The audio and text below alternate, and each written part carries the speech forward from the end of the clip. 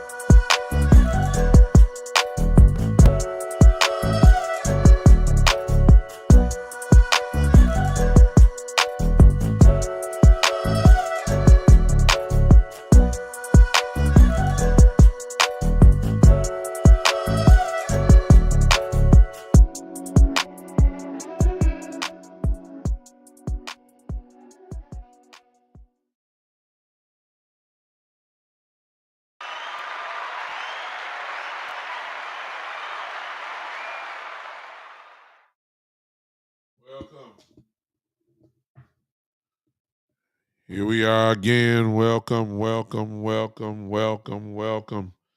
to the one and the only. This is the Big Time Show that is being seen and heard live right now as we speak on Facebook.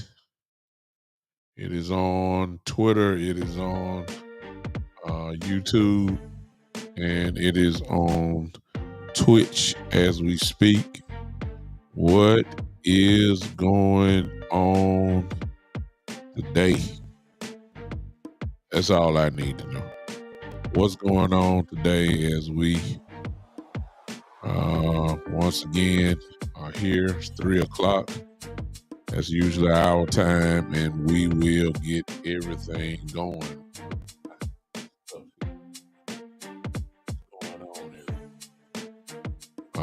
On this great Saturday. Listen, I'm really just getting back in. Not too long ago, my son's first football game, my son's first basketball game of the season was just a few minutes ago. And that's why I'm not appropriately dressed. Usually I like to have some cowboy stuff on. But we'll just have to settle for the blue today. How about that? Yeah. And I got blue on, so I guess that'll work for cowboy stuff. I got my son's team skull cap on. So you guys just forgive me. I hadn't turned in my colors. But I will for my son. I think that's understandable. My son's team won today, their first game, 30-24. Shouldn't have been that close, but it is what it is. But Trey had, my son had 10 points, 7 rebounds, 3 assists, and I think 4 steals. So he had an all-around game today. Very proud of him and his team today. They got the job done. They are 1-0. That's all that matters to me, that they win. A lot of folks, I come from a different, before I get started with Cowboys, I come from a different time. I don't deal with participation. And my son, as you guys know by now, is only 10 years old. And, at that age, parents just want to see their parents play, their children play and, just get the fun of a team and all that type of stuff. I come from a different day, man. Look, first of all, and, today's parents, they get upset when their child doesn't play or you don't play enough or, et cetera, et cetera. I come from the old school. Like, if you couldn't play, then you won't play. I mean, I'm sorry, because the coaches back then, no matter the age group, wanted to win. That's where I come from. That's why I did flag. Most of you guys know I coach flag football, and I just so happen to coach my son's team. And you can't put an old guy like me with these new young kids and these new parents. They're in their 20s, and they built the kids a little differently. And if you scream at them one time, they ready to turn in the uniform and ready to sue you and call the people in charge. He yelling at my son, and I'm like, man, I come from the time where we used to get cussed out at 8, 9 years old. We was every B, every MF, every sentence that we got started with the S word, and that's where I come from. I'm sorry, and so I said all that to say this. Today you got to adjust with the times, and my kid, today's time, parents want to see the children play. That's the difference. If I was head coach, y'all just got to be mad at me. I'm sorry. I'm trying to win. I ain't gonna waste 9-10 weeks of practice and tired from working all day, come up there to practice, be talking about my son who can't catch a ball, just can't catch the ball. And you want to talk about he ain't getting enough minutes. Well, he can't catch the ball. How you gonna move? Okay, that's enough of that. But anyway, my son's team won today. I'm happy about that. So I'm sorry. And hey, everybody. Yeah, see, y'all old like I am. See what I'm saying? See, I'm looking at some of the people in here. Y'all understand, because that's where we come from. Forget push-ups. I'm just gonna go and tell you now. I come from coaches, man. Look, that if you drop too many balls, forget push-ups, forget running. You're gonna do all that, but you're gonna make a trip to coach's office after practice. If you understand what I'm saying. Y'all don't understand. Because there was extra punishment that was waiting on you. And y'all not ready for me. That was I used to call it the wood shop, which we got paddled back then. Some of y'all don't understand what I'm talking about. For every drop you had, there was 2 licks. It motivated you, yeah, to make sure that you didn't drop the ball again. That's where I come from. You can't do that today. You can't do that to these little kids now. These. Let me stop, because I'm gonna get in trouble. I may have some of the parents watching. Let me stop. But my son's team won today. That's all I need to know. Y'all didn't want to hear about my life story and the times of Doug Brooks Jr., aka Big Time. Y'all really ain't here to hear about my son. You see what I'm saying? So let me give y'all some common sense. Now it ain't like I'm doing what I'm saying. I just say how I was raised, because I've adjusted. It's a sport. When you 10 years old, you can't expect your son to be Jerry Rice. You see what I'm saying? That's the standard that we had. You know what I'm saying? You can't expect your son to be Steph Curry.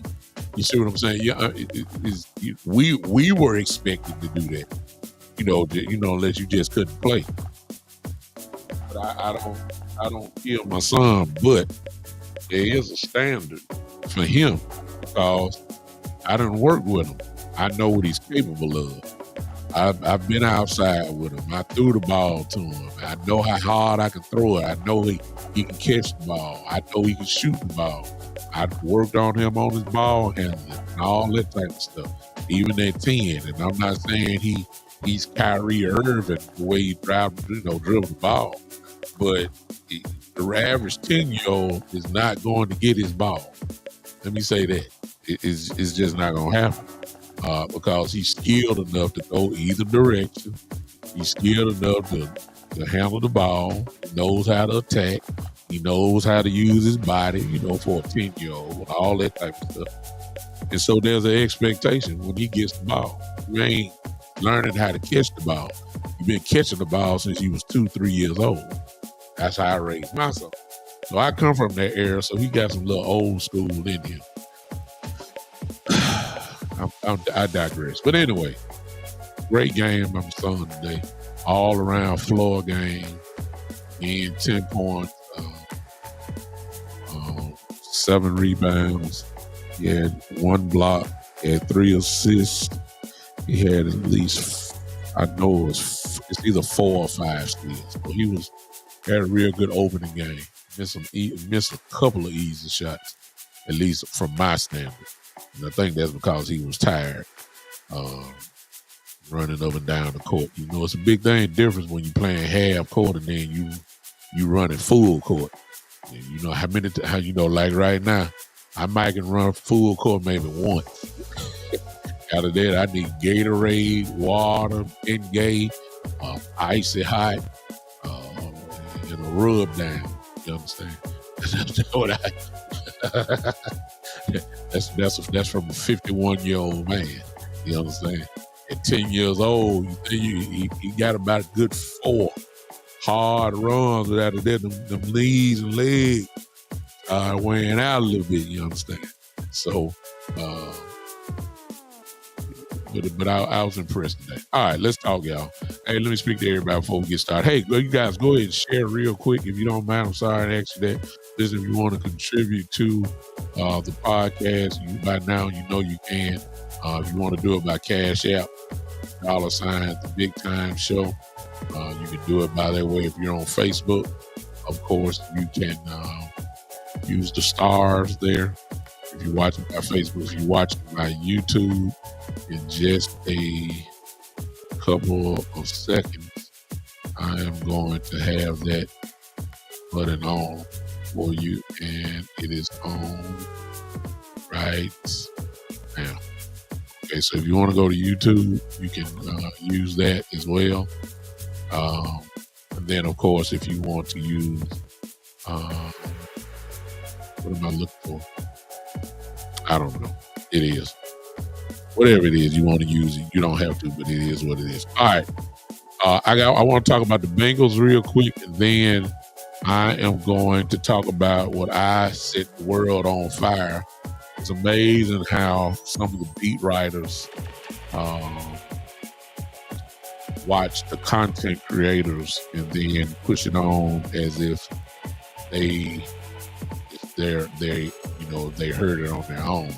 I know it was me because I set the world on fire a couple nights ago. For those of you that watch me with the West Coast and Lou's takes, just a couple nights ago, it was a late night.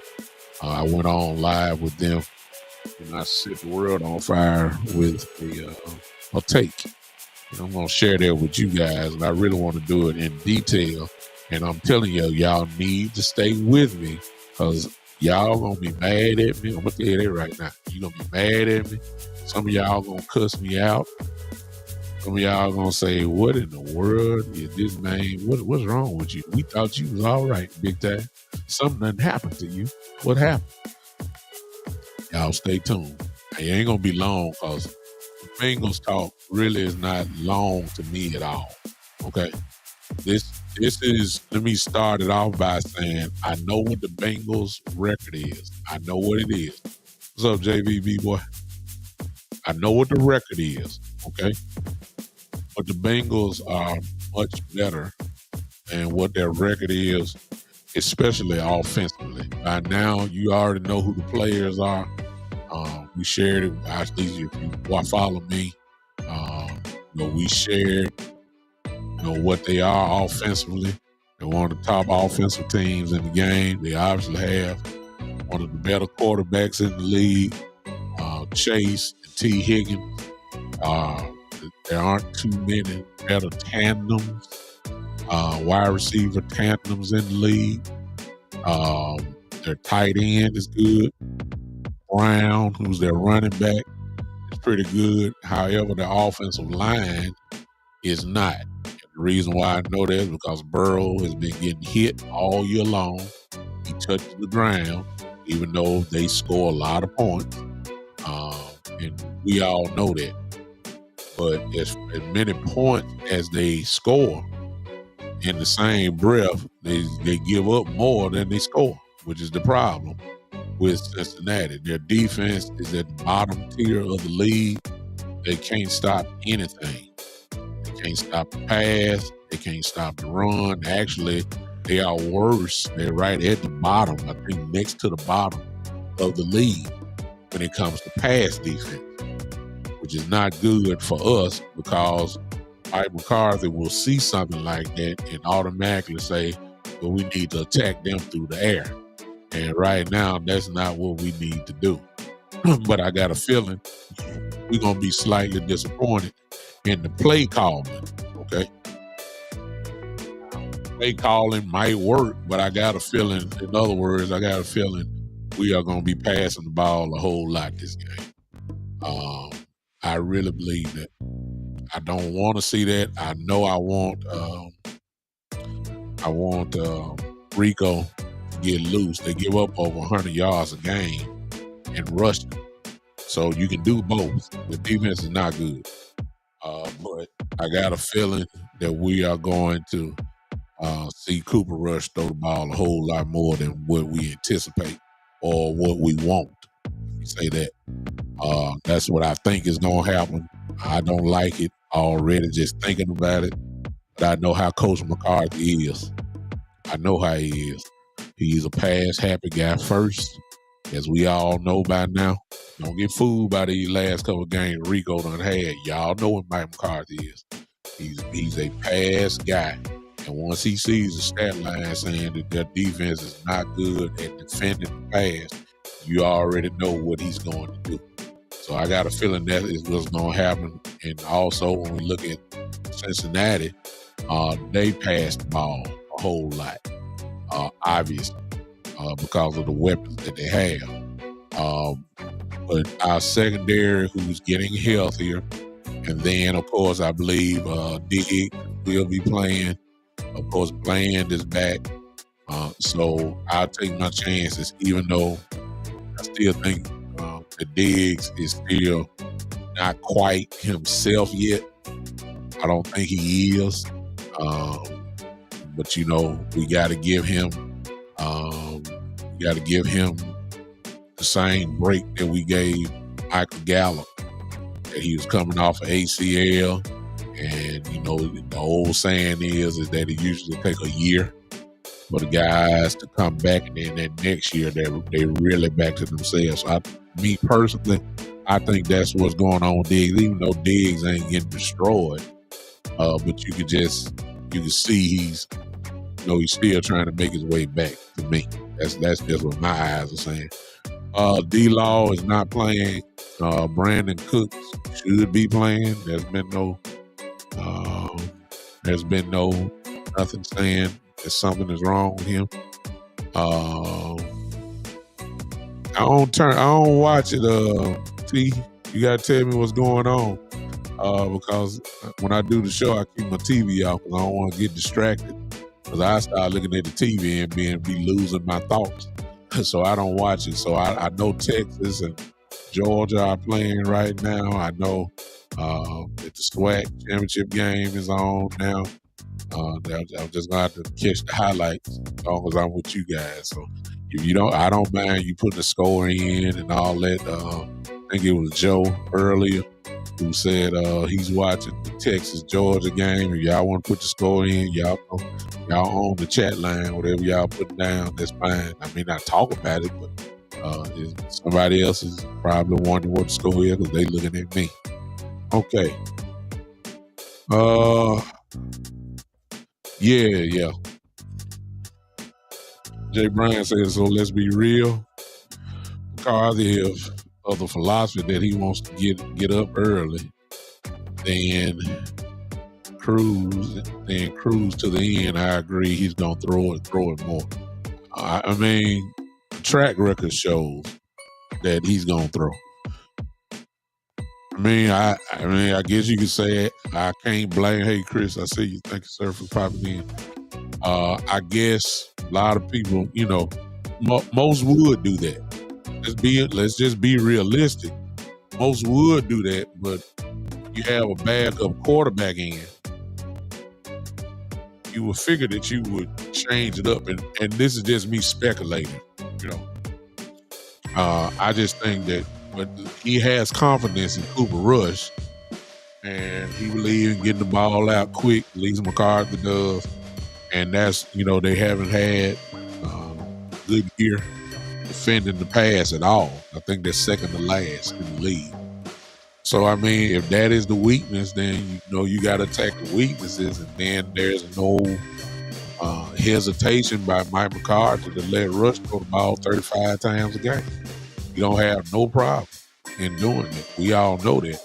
So I think common sense to me would be that they're going to do the same thing. I think that Cincinnati would do the same thing. But the question is, to be honest with you, me, if I'm coaching, I'm trying to slow the game down. I don't want to get into a shootout with Cincinnati. I don't want Joe Burrow to. I want Jerry to Joe Burrow to get on the field. 9-10 possessions. I mean, that's just stupid. You want to keep him on the sideline as much as possible. Get into a pass, just a pass happy game, you gonna give him more chances. He gonna figure you out. It's Joe Burrow we're talking about. The only thing that's been wrong with Joe Burrow is that he's been hurt. When he's on the field, he's one of the better quarterbacks in the league. There is no question about that. I'm talking about will light you up, will put up 400 yards on you, put up 3-4 touchdowns on you, and that's just Joe. I have no complaints or no bad talk about Joe Burrow. He will light your tail up, and we done seen it too many times. We can't really dismiss that. His only problem is that he keep getting hit because the offensive line is not that great, which is now becomes our strength.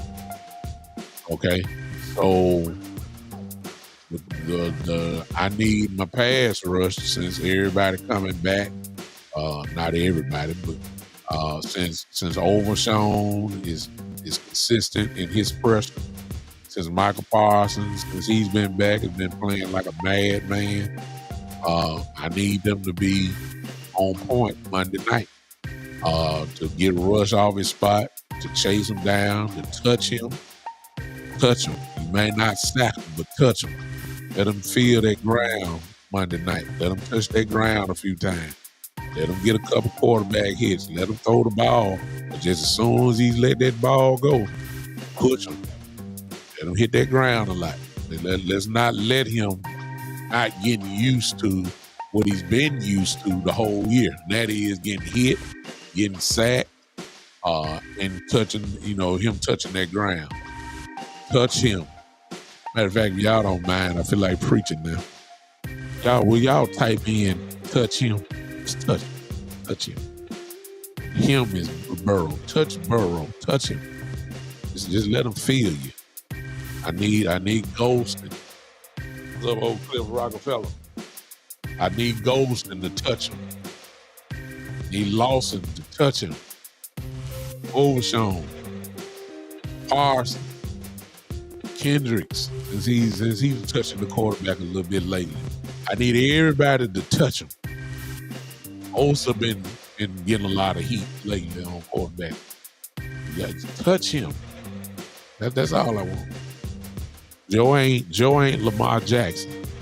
He's gonna be there. He ain't gonna get away too much.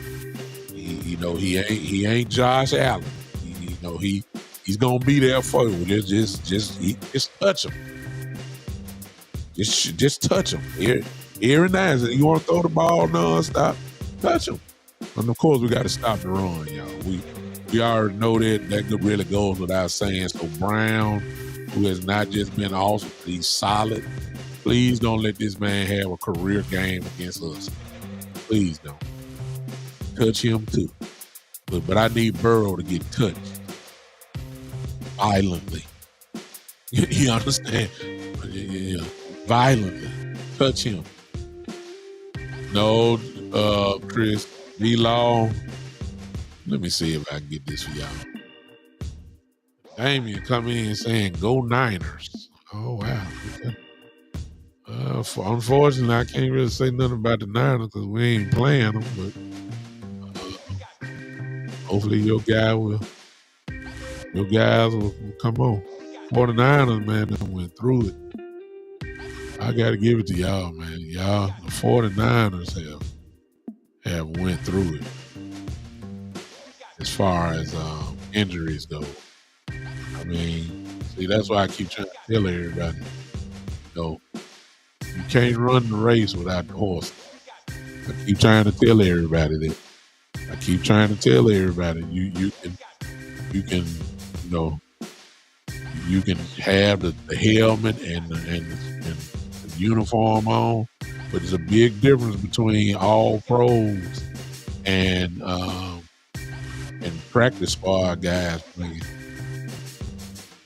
I'm just telling you, it's a big difference, and that's where the 49ers are at. That's where we've been all year. And sooner or later, there's only so many injuries that you can get away with. It's only so many. And I think that's exactly what has happened with the 49ers. It's just too many. Too many injuries. I was trying to find something that I thought I had, but I don't think I do. I wanted to show y'all this, but if not, I'll just talk about it. Yeah, there it is. Let's see it. All right. Let me email this to myself, and for all you guys that are asking about D-Law, and just in case you have not seen it, I'm going to share this with you. I'm going to share this with you. Give me a second.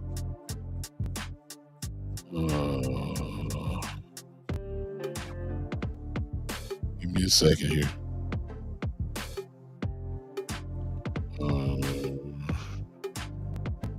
I told you guys about when we started talking about foot, injuries on the foot.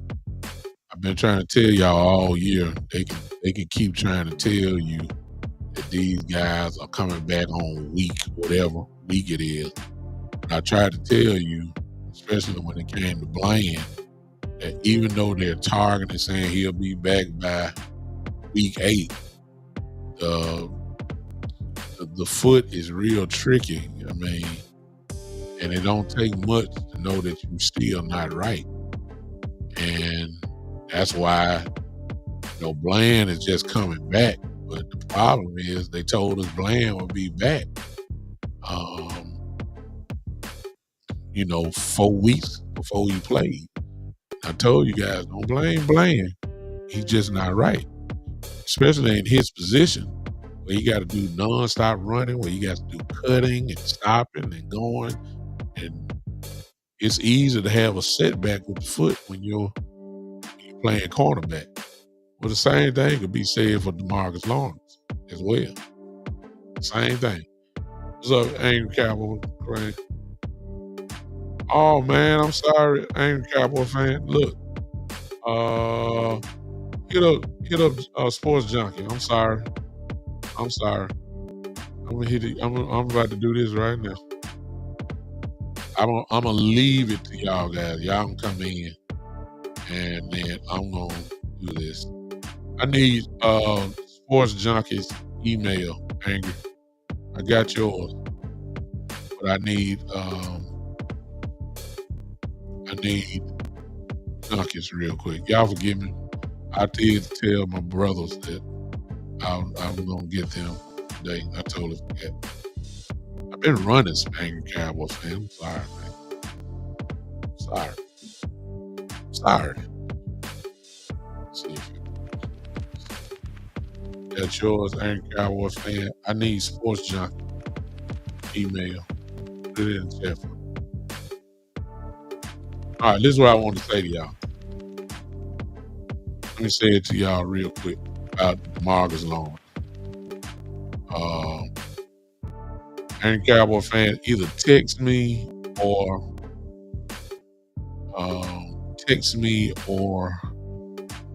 I'm just gonna send this to you because I don't know if he there or not.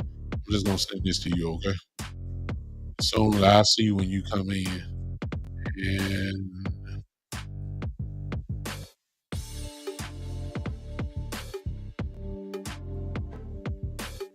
all right, I ain't Cowboy fan. Check your email. Y'all thinking my brother coming in here with me in a minute, y'all. Sports junkie, let him know what I tell him.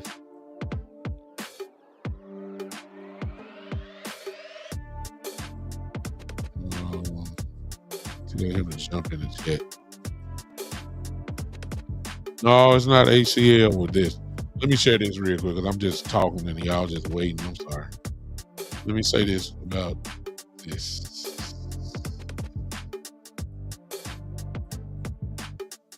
Right. All right, y'all. Oh, there it is. Oh, that ain't. Y'all can't see that. Oh, I got to do. Okay, y'all ain't gonna see that. Let me stop that. All right, I'll read it to you. It's Twitter.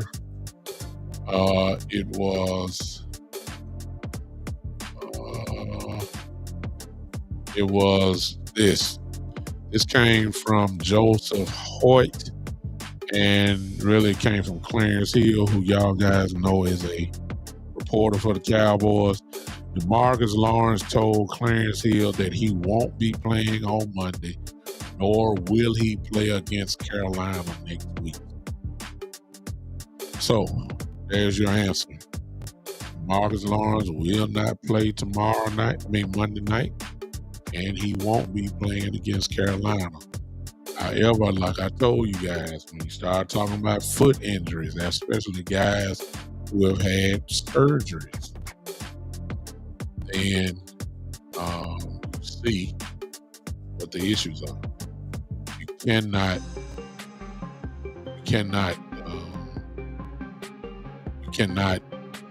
predict the foot and how it's going to respond. So I'm not surprised that Marcus Lawrence will not play, and I wouldn't be surprised if he does not play at all this year. Why would he play if the Cowboys are out of contention? See what I'm saying? Why? Especially if he's not 100%. If he's not 100%, he don't need to play. He don't need to play. All right? So again, when it comes to the Bengals, I believe we need to slow the game down. We don't have the type of offense that can play a shootout with Cincinnati. We don't. We need to make the game. For Cincinnati, to me, is they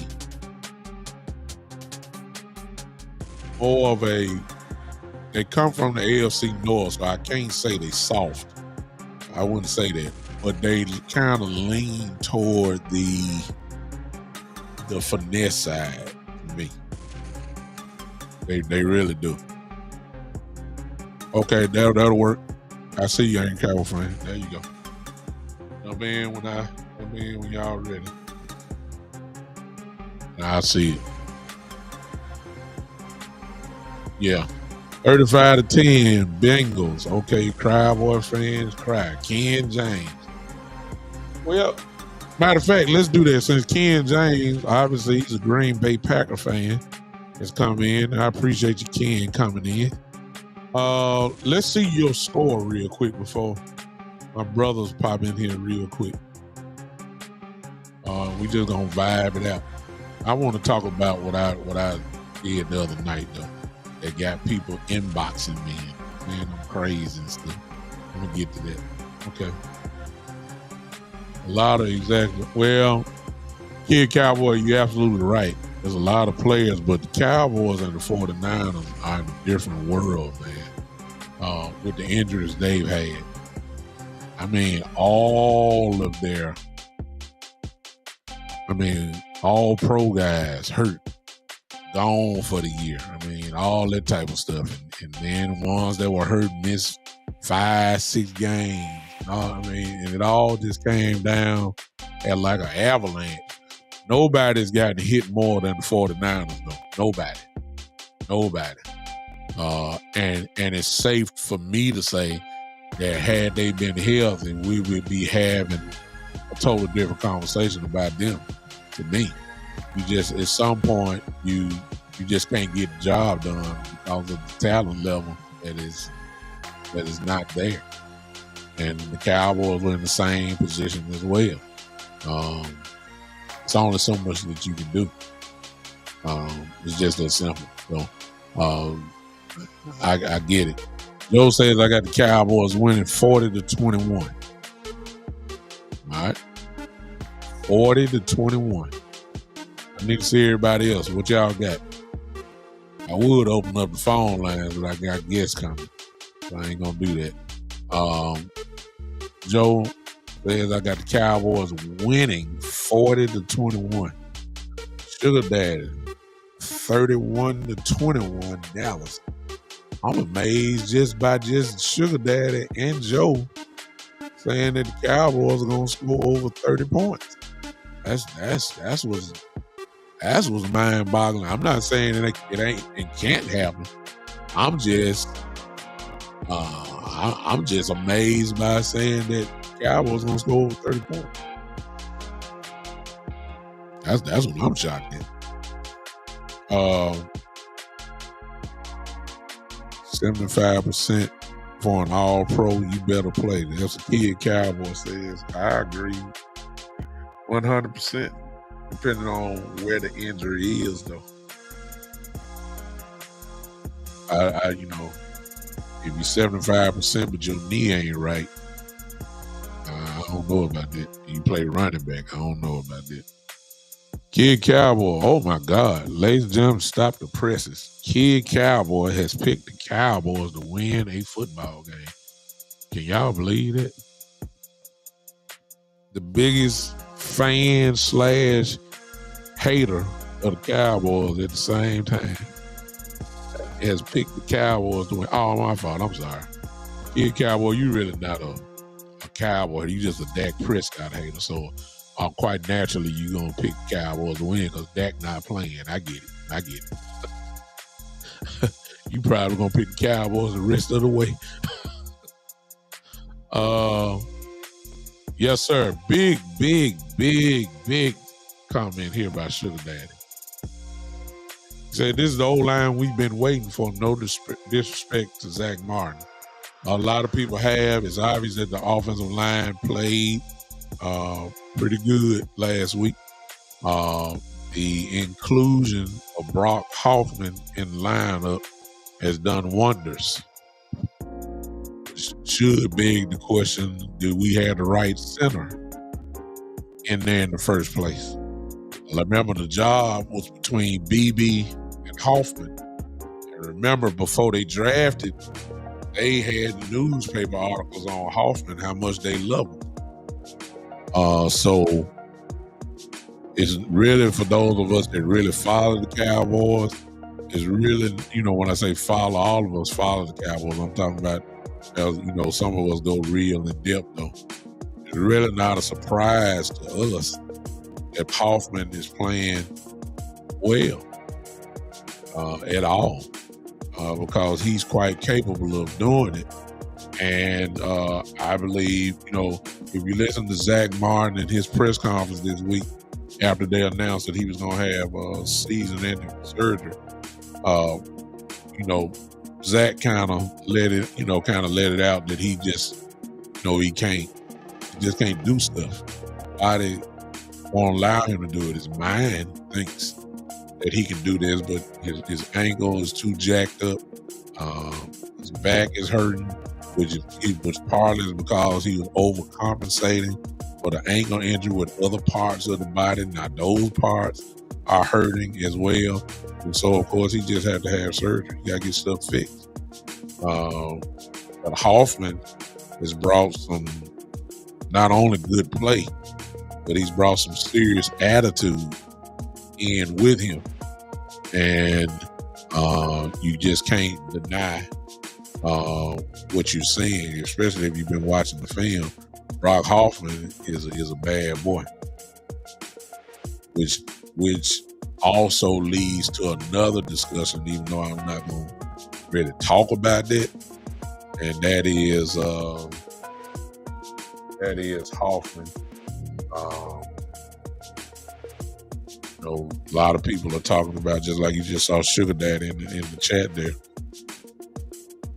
The Cowboys probably have one of their answers from within, depending on if Zach Martin will retire. First thing most people think is, well, go draft a guard. Well, do you really need to draft another guard? And you already may have the answer right there in your locker room with Brock Hoffman. See what I'm saying? We don't, you know, if you drafted one, they don't necessarily mean it got to be in the first round at all, because you already got your answer already on the team, and that's Hoffman. If you want to do that, Brock Hoffman plays center. You got, if you remember right, we drafted BB really to be the next right guard. Just in case y'all don't forget, BB probably is a better guard than he is a center. Brock Hoffman can play both. Brock Hoffman, before we drafted BB, was our proposed center this year. And he's done it. He did it last year as well. So we may have the answer already on the team in case Zach Martin retires. The answer to me is already there. So it ain't no real rush to be drafting a guard in the first round or whatever the case may be. Your answer is really already on the thing. All right. Let me talk about this real quick.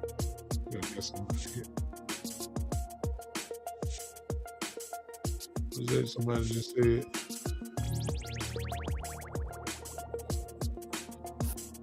Jay Bryan says Hoffman is fine for this year. Oh, my brother in here, I got one.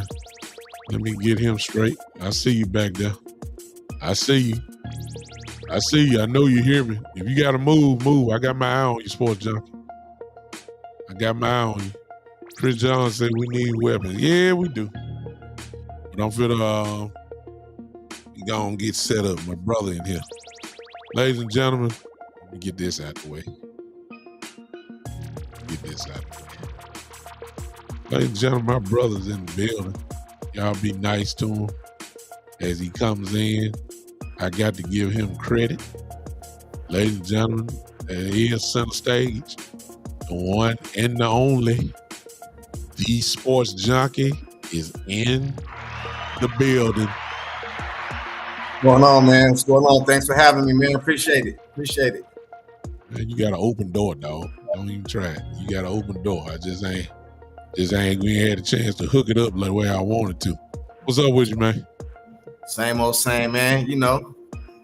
Same I'm old gonna same. do this real quick.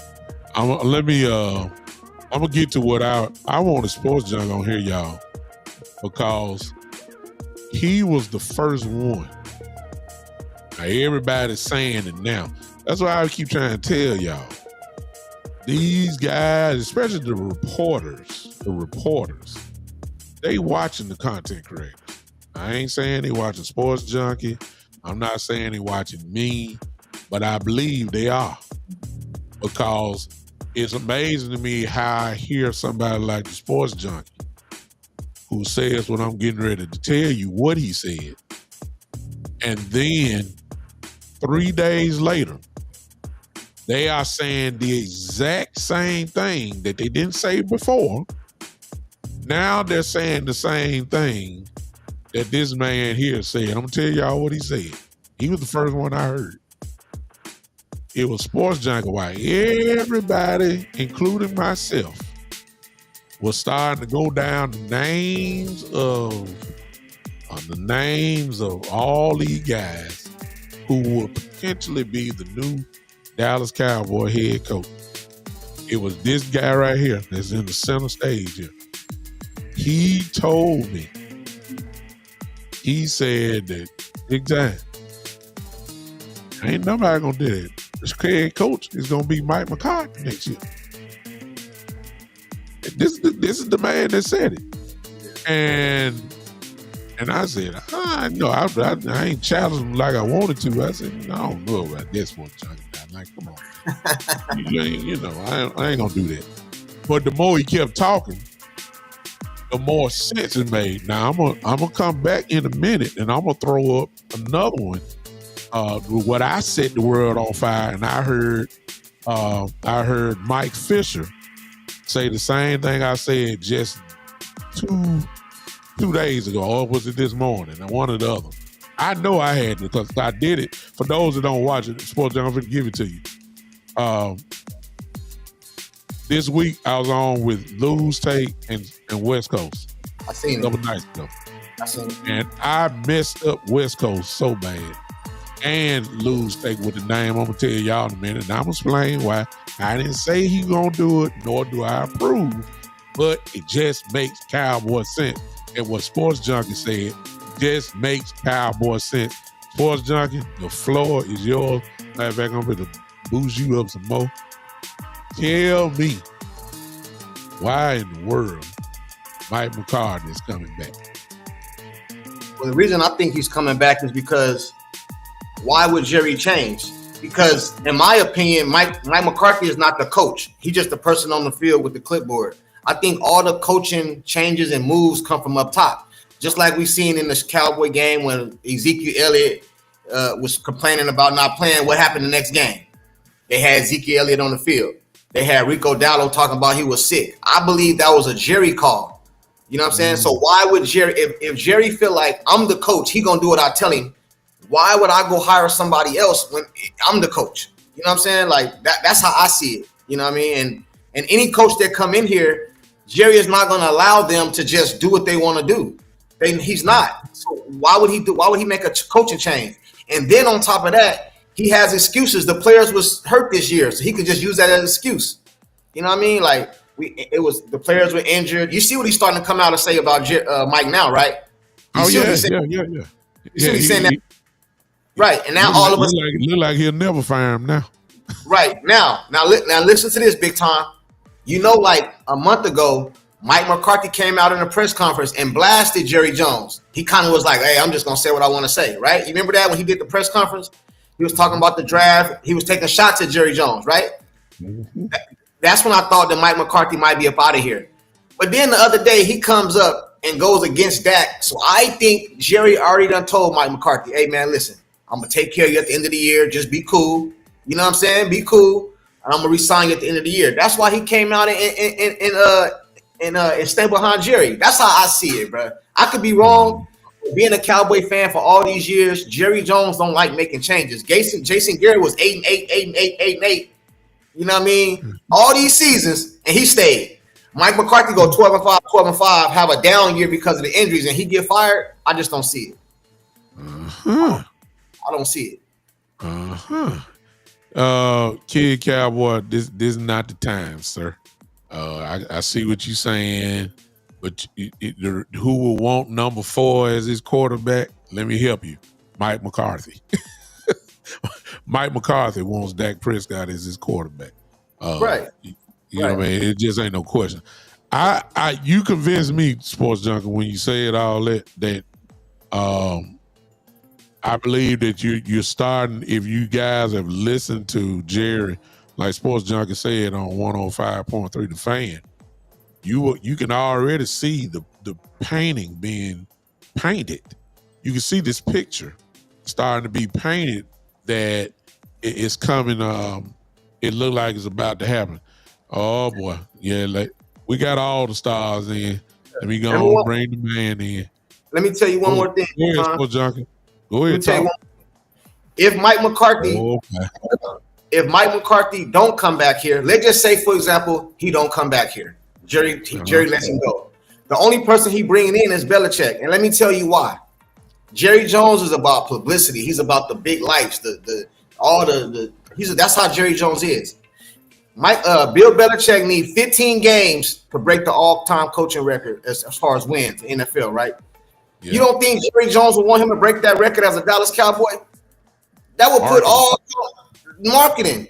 That, you know what I mean? It's either gonna be Mike McCarthy or Bill Belichick. That's it. That's how I see it. That's how I see it. I'm gonna throw one more name in there, but I'm gonna wait. Sports, I got, ladies and gentlemen, he needs no introduction, but I'll give it to him anyway. As my brother, one of the baddest in the game. These two guys here do a show, Facts Over Feelings. I'm quite sure most of you that are with me follow these two as well. But needs no introduction. You know who he is, the one and the only. The angry Cowboy fan is in the building. My brother is here. What's up, man? Good day, gentlemen. How you guys doing? You here, man? What's up with you, angry? Talk to me. I know you've been listening, and I just went over what was trying to get the sports junkie here for. Has he convinced you yet, or you didn't need convincing that Mike McCarthy will probably be here next year? Did you need convincing, or you was already on the same boat? Well, we kind of covered this on the Facts Over Feelings podcast. Like, it was this huge conversation, and yeah, we were on the same page. Like, Mike ain't going nowhere. Mm-hmm. Mike's going nowhere, and I'll take it a step further. Mike and Dak are joined at the hip. Dak has had the most success under Mike McCarthy. Dak is your quarterback for the next 4 years, which means they're going to extend Mike McCarthy 3 to 4 years. Mm-hmm. Once Dak is done in Dallas, Mike's going to be done in Dallas. Mm-hmm. I like it. Guys, I hate to do this to y'all, and I'm going to give you a chance to talk me down, but I had Cowboy Nation thinking the other night. I was on with Lou, I believe it was Lou's show, Lou's Takes, and I was on with in West Coast, and they sent out the bat signal, so I answered it. And we got to talking, and I'm not saying it's going to happen. I'm going to preface this by saying this. I'm not saying it's going to happen, but what I am saying is this has to happen because it makes Cowboy sense. I agree with both of y'all 100% that I personally believe that Mike McCarthy is going to get another shot. However, I do believe something else is going to happen. And that name that you got to throw in here is Kellen Moore. I got to do it, John. See, y'all with me, and let me explain why. I got to explain it, y'all. See, I know I just rubbed people the wrong way when I just did that. Because I personally have begged for Kellen Moore to get out of here because of situational football play calling. I did that for all this time that I've been doing podcasts. I think since the pandemic year, first year. But Mike McCarthy, if we're gonna be honest, y'all, let me borrow from my brothers here. I don't need your feelings over facts, okay? Even though they are facts over feelings. I don't want your feelings in. I need you to have an open mind while I'm talking on this. Listen to me. Mike McCarthy could be blamed for the same thing. Situational football calling. And this ain't just started. It's been this way throughout all the 12-5 seasons. Y'all know it's the truth because y'all done complained about it. Y'all done complained about clock management, and then you're wondering why he is in the shotgun on 3rd and 1, or it's 1st and goal from the 2-yard line. Why are we?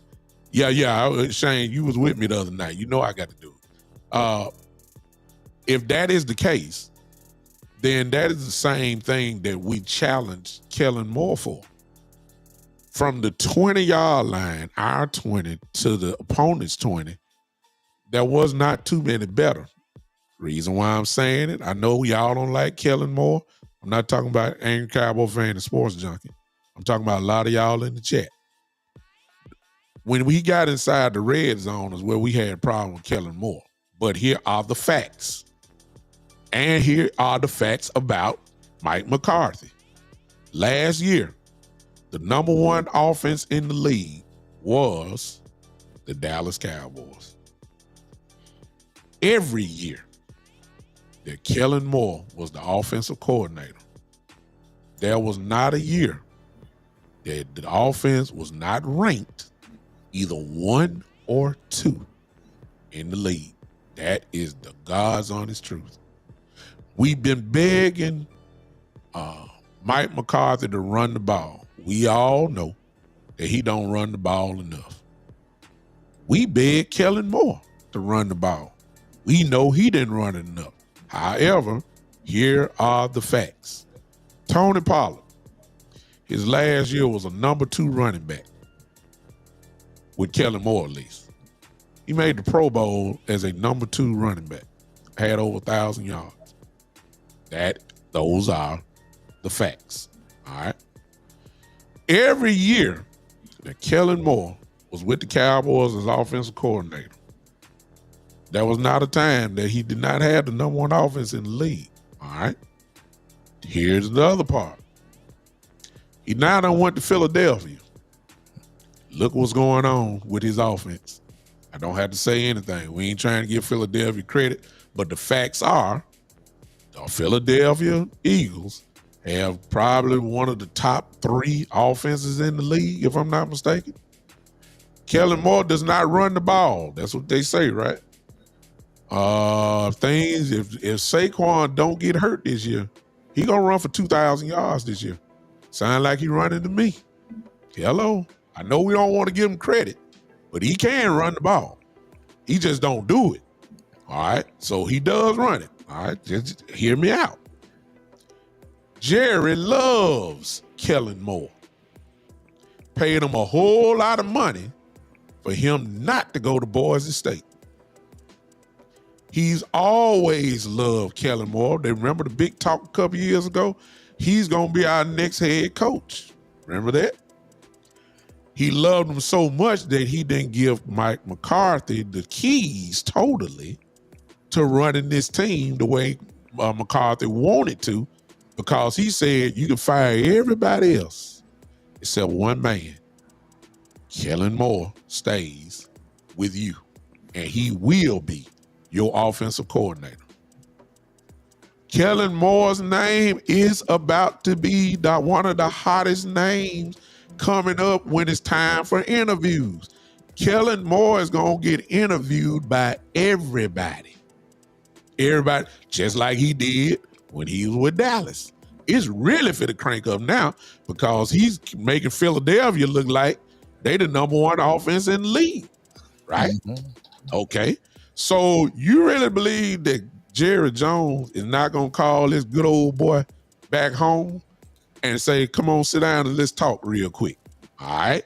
Here's the other thing. If you bring back Kellen Moore, you get to stay the same. I know you ain't going to like this angry Cowboy fan. It ain't going to be no pressure because Jerry gets his puppet. He ain't going to challenge him. He going to still do the interviews. He ain't going to do nothing. He just going to let him coach the football team. And his track record shows by now, it is what it is. He is I ain't going to say great, but he's really close to being called a great offensive coordinator. I'm just saying, you got to throw his name in because you know they're going to bring him back in for an interview. He's a guy that's been connected with the Cowboys as a player, as a guy that coached, as a guy who has learned under some pretty good head coaches as well, and it's his time to shine. Plus, this might be the only chance he might get at finally getting what he always wanted. What have the chat has always said, I know you guys have got it, about a head coach. I'm finna get out the way. Kellen Moore, what we always said, we want a young, innovative coach. Ladies and gentlemen, that's Kellen Moore. I hate to tell y'all, I ain't saying he gonna get the job. Let me get it correct. And I agree, let me preface it again. I agree with Sports Junkie and Angry Cowboy fan that Mike McCarthy will be the head coach. But I'm just trying to tell y'all, Dak Prescott, and last thing, I'm sorry, I keep going, but check it out. Check it out. The next football hire, which is why I don't believe, I don't quite agree with Sports Junkie and a lot of y'all who want Belichick. The only reason why I'm saying is your next head coaching hire will come in. One of the questions they're going to ask is, how do you make the $60 million man better? Bill Belichick can't do that. My question to Bill Belichick would be this off the top. Who is your offensive coordinator? Because I already know you got the defense locked up. I ain't worried about you with defense. I need to know who you got coming in as being your offensive coordinator. For those that like Mike Vrabel, his name has come up. I even heard Robert Saleh today. Okay, if you telling me you bringing in defensive coaches, that's fine. Even if it's Mike Zimmer. My question to all of them is, who is your offensive coordinator? How are you going to make Dak Prescott better? Here's the thing that you ain't got to ask Kellen Moore about. You got to ask Kellen Moore how you going to make Dak Prescott better. Because he's already showed you how he's going to make Dak Prescott better.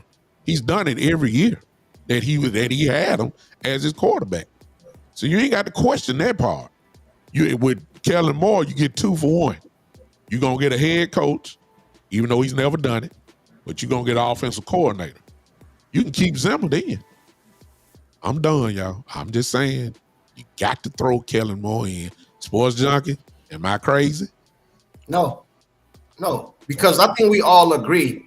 We assume who the head coach is going to be, but there's certain names that's not going to be shocking. Kellen Moore, that's a comfortable hire for Jerry. That's comfortable hire. So that would be nothing, and that would fit his. You bring Kellen Moore as the head coach. You keep Zimmer as the defensive coordinator. Kellen Moore is the head coach and the offensive coordinator. It's simple, you know what I mean? But at the same time, Kellen Moore has a lot of talent in Philadelphia. How did he look last year with the Chargers? He didn't look like that. Well, he had interest too, but go ahead. I see what you're saying, though. Go ahead. He didn't look like that when he was with the Dallas Cowboys and had CeeDee Lamb, Ezekiel Elliott, Dak Prescott, all these players. He looked good. He go to the Chargers, he don't look that good. He go over to Philadelphia, he got 2 number ones over there. He got a running back, elite running back, so he looked good again. So I think he's a comfortable hire. It wouldn't shock me if I wake up tomorrow and they say Kellen Moore is a new coach. I wouldn't be shocked. Let me throw this last part before I throw it to Angry. With Kellen Moore coming in, here's the other thing. There's not that much turnover. Dak already knows the offense. You ain't got to learn a new system. You ain't got to learn a new language, because Mike McCarthy and Kellen Moore basically run the same offense. Be honest with you. It's just a little tweak here and there. Maybe just a little language change. But Dak, CD, Steele, if he's back, which I doubt, but Steele, Tyler Smith, they already know it. BB and Guyton don't know it. As far, and I'm just talking about offensively. Jake Ferguson knows the offense already. I'm saying you bring in a new offensive coordinator, we got to start all the way from ground zero. Language, system, all that type of stuff. Kellen Moore comes in, they just pick right back up on the bike. It ain't way in the garage.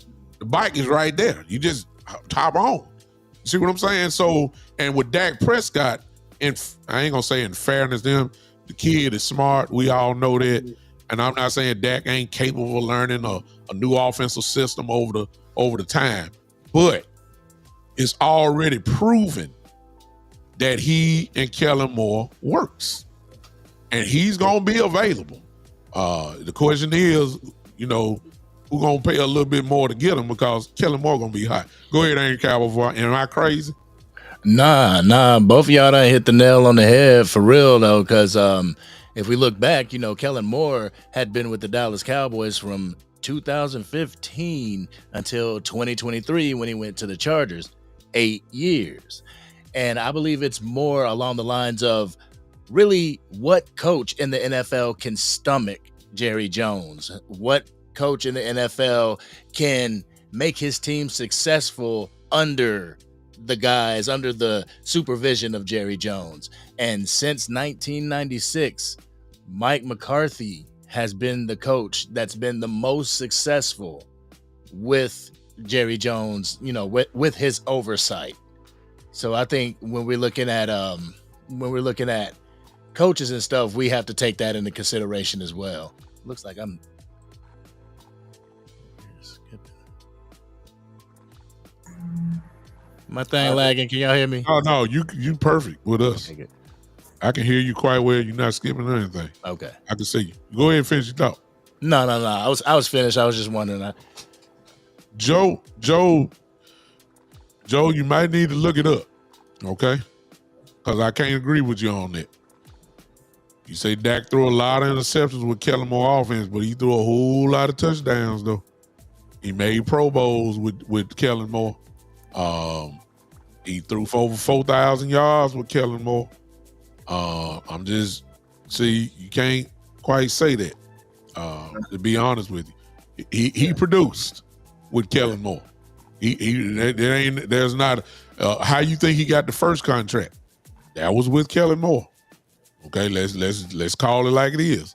Of course he threw interceptions, but it's not like he threw for 20 interceptions. Dak is really not an interception type quarterback, y'all. I think we done drunk too much Kool-Aid when it come to his, throwing interceptions and stuff like that. He's really not that type of quarterback. And at the same time, you can say the same thing about what Sports Junkie has said and the Angry Cowboy fan has said. Dak has thrown a whole lot of touchdowns with Mike McCarthy as well. You don't get to be 12-5 3 years in a row without putting up some gigantic numbers. And we all know that Dak Prescott has done that. Pro Bowls with him as well. Angry Cowboy fan and Sports Junkie kind of saying the same thing, and I'll just echo off what they're saying.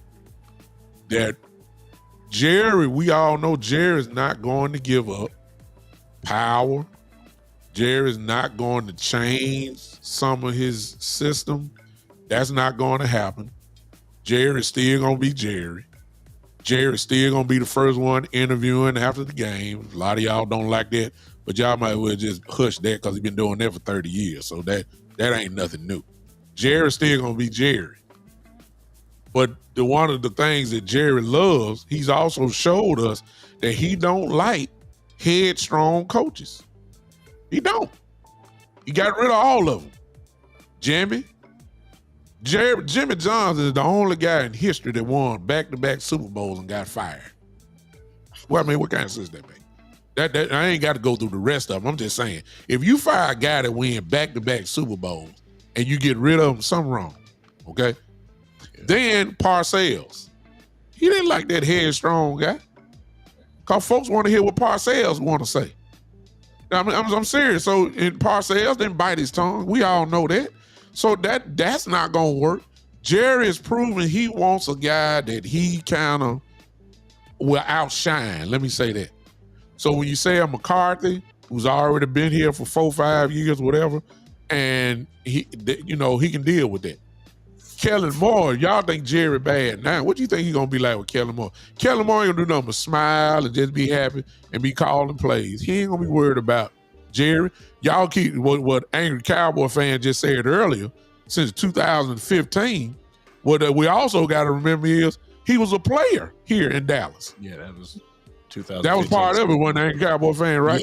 Yeah. He was a player and a coach. 2015. Come on, y'all. This man, they already know what they can do. So the word comfortable is important here when it comes to Jerry Jones. That's why the Bill Belichick thing, a man who come in with 7 rings on his finger and somebody trying to tell him what to do, and this man has been used to dominating the organization, from general managership wise, doing all. When we used to see Bill Belichick, y'all, do the draft, Bill Belichick wasn't nobody in his house but his dog. Y'all remember that? Wasn't nobody in his house but his dog. He was doing it from a laptop and doing his draft from there. You didn't see Mr. Kraft nowhere. You didn't see no. He was the general manager. He was the head coach. You really believe Bill Belichick gonna be satisfied with coming in and letting? You really think they're gonna turn the keys over to him? No way in the world. It's not gonna happen. Not with Bill Belichick. They gonna want a guy who they can kind of, stay ahead of. Kellen Moore fits that description perfectly. I'm gonna say it again. I'm not saying he's going to be the head coach. I believe that he will be Mike McCarthy. But I believe that Dak Prescott, since he stood up for him, trust me, Dak Prescott would not be upset if Kellen Moore is his head coach. No. And y'all know that.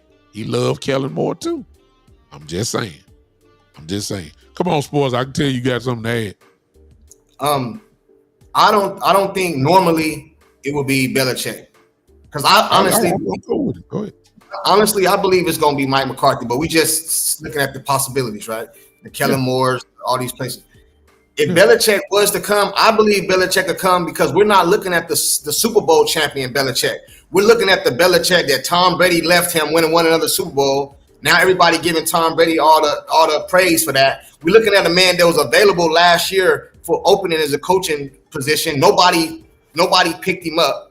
We're looking at a man that the Patriots let go after all those Super Bowls. The Patriots basically told him, we don't want you no more. You know what I'm saying? And Belichick has came out. His personality has came more out since he's been away. You see he's on the Peyton Manning, Eli Manning show talking and giving his perspective on the games. So this is not the same Bill Belichick. This man has been humbled. So he might not want to come in and do as much. And Bill Belichick don't like the camera no way. So he'll let Jerry do his talking, do your little, do your little stuff. And because he wants to get that 15 wins. Can't nobody tell me he don't. You know what I mean? That's a goal of his. He didn't say it, but come on, 15 wins to have a record. You know what I'm saying? So why not come in and do that as a Cowboy? I believe it's going to be Mike McCarthy or Bill Belichick. That's just the way I see it. Hey, man, let me stop you right there. Those of you in the chat, listen. Y'all just let Kid Cowboy have, let him dance on the dance floor. Just because he dancing on the dance floor don't mean y'all got to dance with him. His whole argument is based off his hatred for Dak Prescott. Let's stop. Anytime a man wants to say that the man's injury is fake, the man's muscle is off his bone. Come on now. Whenever you got to have surgery to put the muscle back on the bone because it done tore off. Now these are facts now. These are facts. And he's saying the man ain't limping. I mean, good God. What you want to do, start running a 100-yard dash? I mean, good Lord. Y'all just let it, y'all ain't got to respond to him. And then he says Bill is going to North Carolina.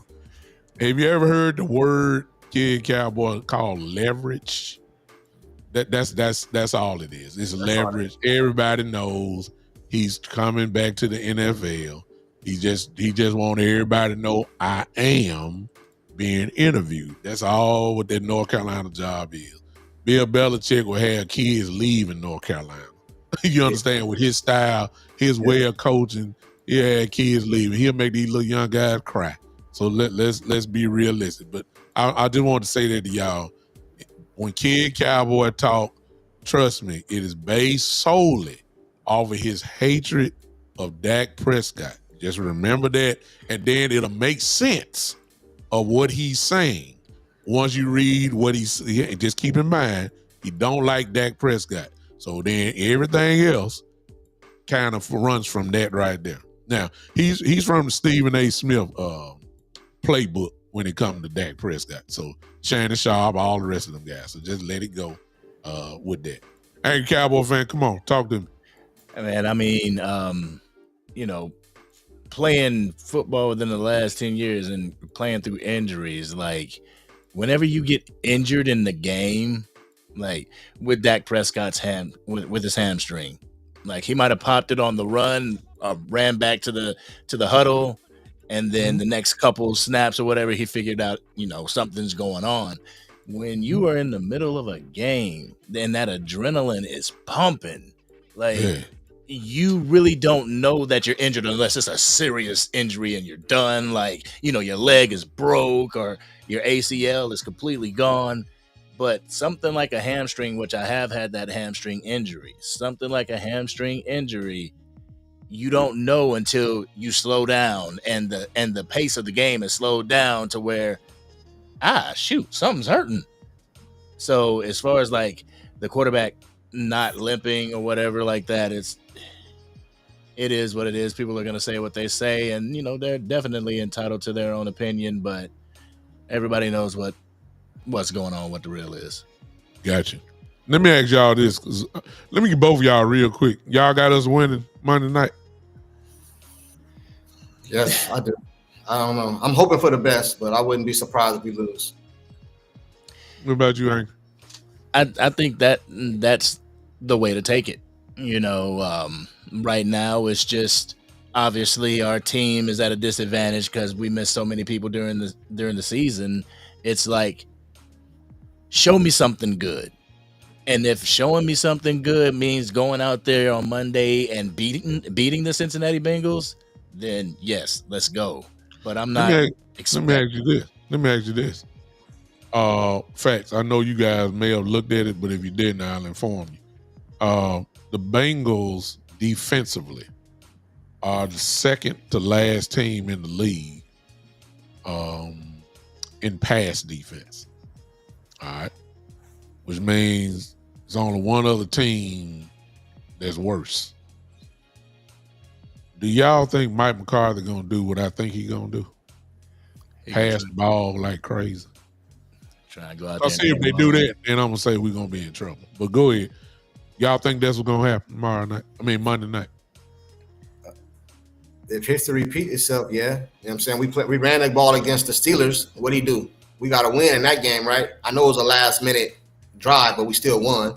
We just won last week. Rico Dowdle went over 100 yards for the first time in what they said since week 3 of last year, 100-yard running back, 100-yard game since week 3 of last year. But then, so if history, we going on history, he won't run the ball this week, and it'll be on Cooper Rush.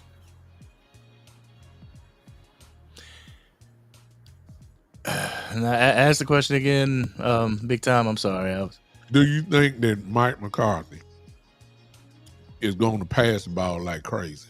Oh, is he going to pass the ball? I mean, if the pass defense is the Cincinnati Bengals' weakness, then yes, we have to attack their weakness, because looking at the preview for the game coming up, they say that their run defense is pretty good. Their front is good with the run, but their DBs are very porous in the backfield. So yeah, I would assume.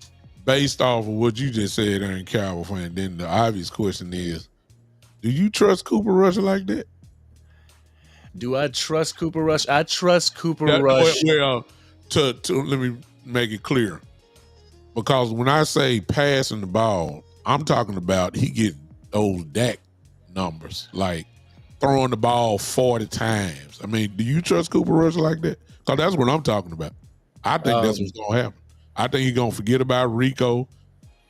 I think he's going to gun it out. Try to make it a shootout. And that's the last thing we need to be doing with Cincinnati. That's just me now.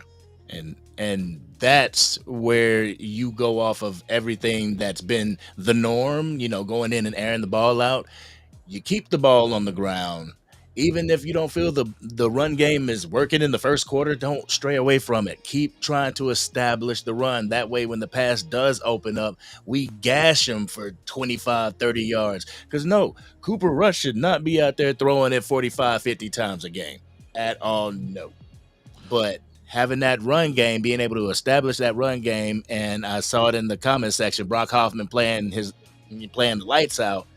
Establishing that run game will kill the time of possession, helping the Dallas Cowboys in the long run. So you think that if based on what you're saying, because you say you got to attack it, which you do. You just can't. We ain't that good enough to just run the ball like crazy like that. But I guess Mike McCarthy catches up on the balancing of the offense after he established the pass, though. You know what I'm saying? Yeah. And when I look at it, sometimes like the halftime, I look at the stats and I say Cooper Rush threw the ball 23 times, and the running backs combined only got 8 or 9 carries in the first half. And that ain't establishing the run. I think he comes out and throw them short, quick passes and try to loosen them up that way. But I'm sorry, I just don't trust Rush like that at all. And I don't want to get into no shootout with Burrow. We gotta limit his touches, if you want to say it, because they can light you up. And I just think we need to slow the game. It's just my way of thinking, but I know what McCarthy going to end up doing. He's going to end up doing exactly what any Cowboy fan say. You got any more on that, sports? Because I saw a comment that I got to put in here who just changed my whole, I ain't say change my thing, but change what I was going to ask Nick. What you think about it, though? Mike McCarthy might be forced to throw the ball more, because what happens most of the time, sometimes I think Mike McCarthy is a big blame for a lot of the stuff that happens.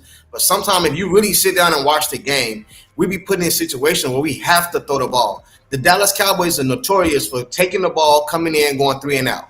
They come right in, go 3 and out, get a ball back to the opposing team. It's almost like we didn't even have the ball. It's like quick. It's like back to back. It's quick. We in and out, right? So then we get down. So now we're kind of forced to throw the ball. You see what I'm saying? Because a lot of these games we're behind in big numbers. But do I think he's gonna come out and try to run the ball? Yes. And long as we don't get down too bad, I think we're gonna stick with the run game. But that's not what usually happens though. Gotcha. Angry Cowboy fan, I'm gonna put you right up top because you're gonna love this. Ladies and gentlemen, I'm just gonna move my mic out the way. And I think we're gonna have 3 different perspectives. But this is more Angry Cowboy fan wheelhouse. I'm gonna put this up and then I'm gonna move it out the way. Angry Cowboy fan, the dance floor is yours. Ladies and gentlemen, let's read what Chris Johnson said.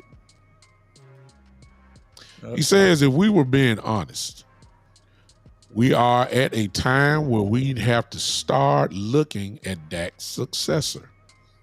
His backup for the next 3 years will be important. Angry Cowboy fan? Yeah. Talk to me. Not right now. Let's just pump the brakes on the successor right now, because Dak Prescott hasn't even gotten into his new contract.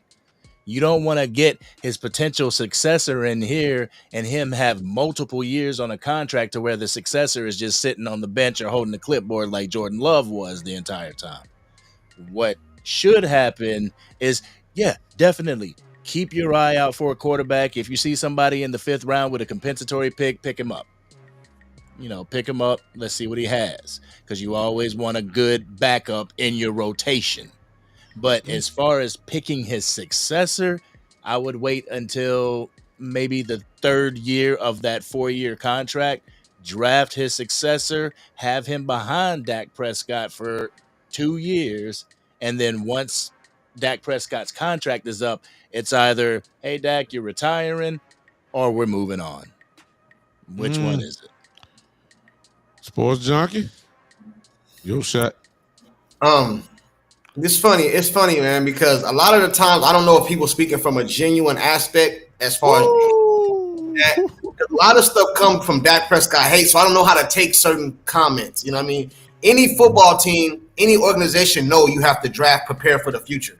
But I don't know. I'm not saying him specifically, but having a YouTube channel, I'm pretty sure big time. You see what goes on in the chat and different people. You know what I'm saying? So no, you don't draft his successor right now. You don't do that right now. You got Trey Lance. That's what you wanted. You gave up a pick for him, so you should already have him, according to Jerry, right?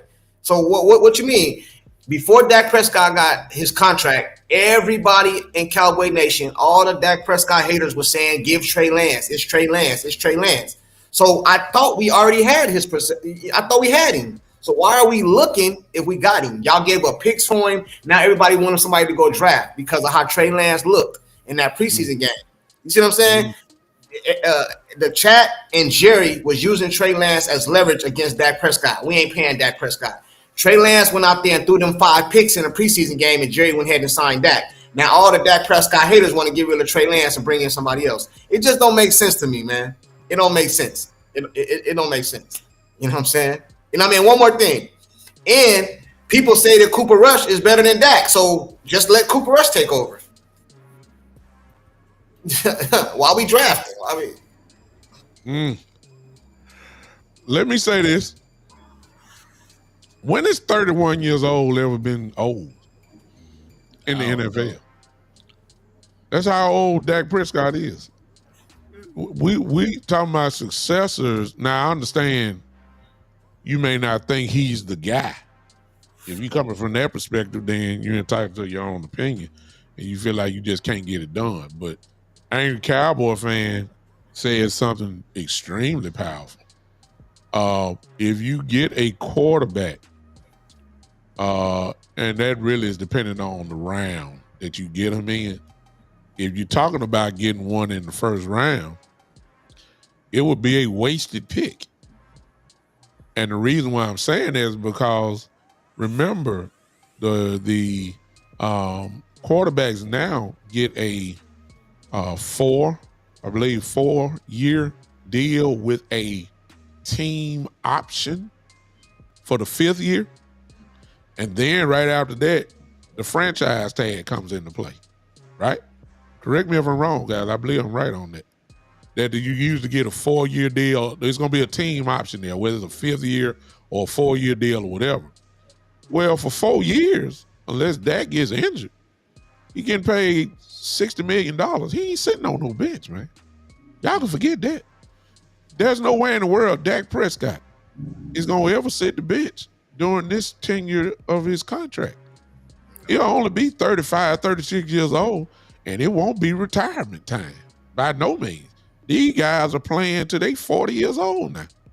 So Dak has a long way to go. It don't mean necessarily after this contract here, he will be with the Cowboys, but I'm saying for these 4 years. So let's just say that you do draft one in the first round. When is he going to play other than the preseason? When? He's not going to play unless Dak gets hurt. Second of all, you may already have your backup quarterback on this team. That goes back to my questions for Sports Junkie and Angry Cowboy fan, or at least my statement. If it's Kellen Moore, if he's your coach, and if it's Mike McCarthy, why are you in a rush to get rid of Cooper Rush if you one of those two? Because Cooper Rush has already proved to both of them that he's the guy, that he is the backup. Yeah. Kellen Moore Cooper Rush was his backup when Dak tore his ankle up. And then this year, Cooper Rush and Mike McCarthy, of course, was the coach. So he got to see what Cooper Rush can do. Then when Mike McCarthy, Dak got hurt this year, he already knows what Cooper Rush is. So why are we in a rush to think that somebody else is going to, put away Cooper Rush? Mike McCarthy, if he is the coach, I bet you he going to go for bat for Cooper Rush. I need him back. Kellen Moore going to say, he already know my offense. I need him back. We already got. It ain't, trust me, ain't nobody on this team. Now, at the beginning of the year, like Sports Junkie said, you might have had some folks that would go to bat for Trey Lance. But Jerry Jones and Stephen Jones not even going to bat for Trey Lance no more. They already know who the backup is. It's Cooper Rush. So even though Cooper Rush contract is going out, and then Trey Lance contract is going out after this year, which one you really think they're going to pay the money to if they had a choice between the two? It ain't even a question. It's Cooper Rush. Now that makes football sense to me, to be honest with you. Second thing is, let's put this comment up again because I totally agree with Sports Junkie when the question was asked. If I can find it, I can't find it, but anyway, the question was asked about, where is Dak? We need to be looking for a successor, and I'm like, are you a Dak hater just like Kid Cowboy is? Because if you already been calling for, there's this comment right here. Let me read it again so I can properly say this. If we're being honest, we are at a time where we have to start looking at Dak's successor, not at 31 years old. Not for a guy that was a runner-up MVP. Not for a guy that throws 4,000 yards and 30 touchdowns if he's healthy. That's natural. His backup will be be a backup for the next 3 years will be important. I'm like sports junkie. Like, when I hear that, I'm starting to wonder, did you really believe in Dak in the first place? And if you don't, then I understand your statement. I'm trying to figure out, where exactly where you really stand with Dak. And you don't have to stand with him because maybe you one of the fans to say enough is enough. We ain't getting nowhere with him. He can't win playoff games, et cetera, et cetera. All the Dak, like lingo that we've heard over the years. And you may not feel like that. But in the words of these two gentlemen here, facts over feelings. That's what I want to stay with. Move your feelings out the way. And when you do that, Dak Prescott is one of the top 10 quarterbacks in this league. These quarterbacks, the good ones, they don't grow on trees. No. No, they don't. The good ones, you better keep them.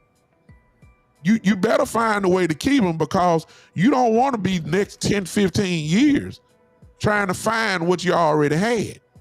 At some point, it will happen. But these guys like this, they hard to find, y'all.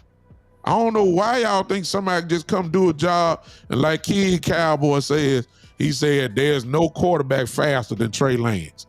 He's a fast quarterback. Man, fast quarterback don't mean nothing. If you can't throw. You can't throw, if you're not accurate, if you can't read defenses, you just going to be a guy that's fast that eventually is going to get hit. Michael Vick was like that. And slowly but surely, they caught up to him. Then he had to go. Cam Newton, guess what? They finally caught up to him. Lamar Jackson, as great as he is, he's not as explosive as he was maybe about 2-3 years ago. Absolutely. He got the league, got something for them fast legs. Eventually, you're going to get crushed. That's why he's starting to get beat up a whole lot more.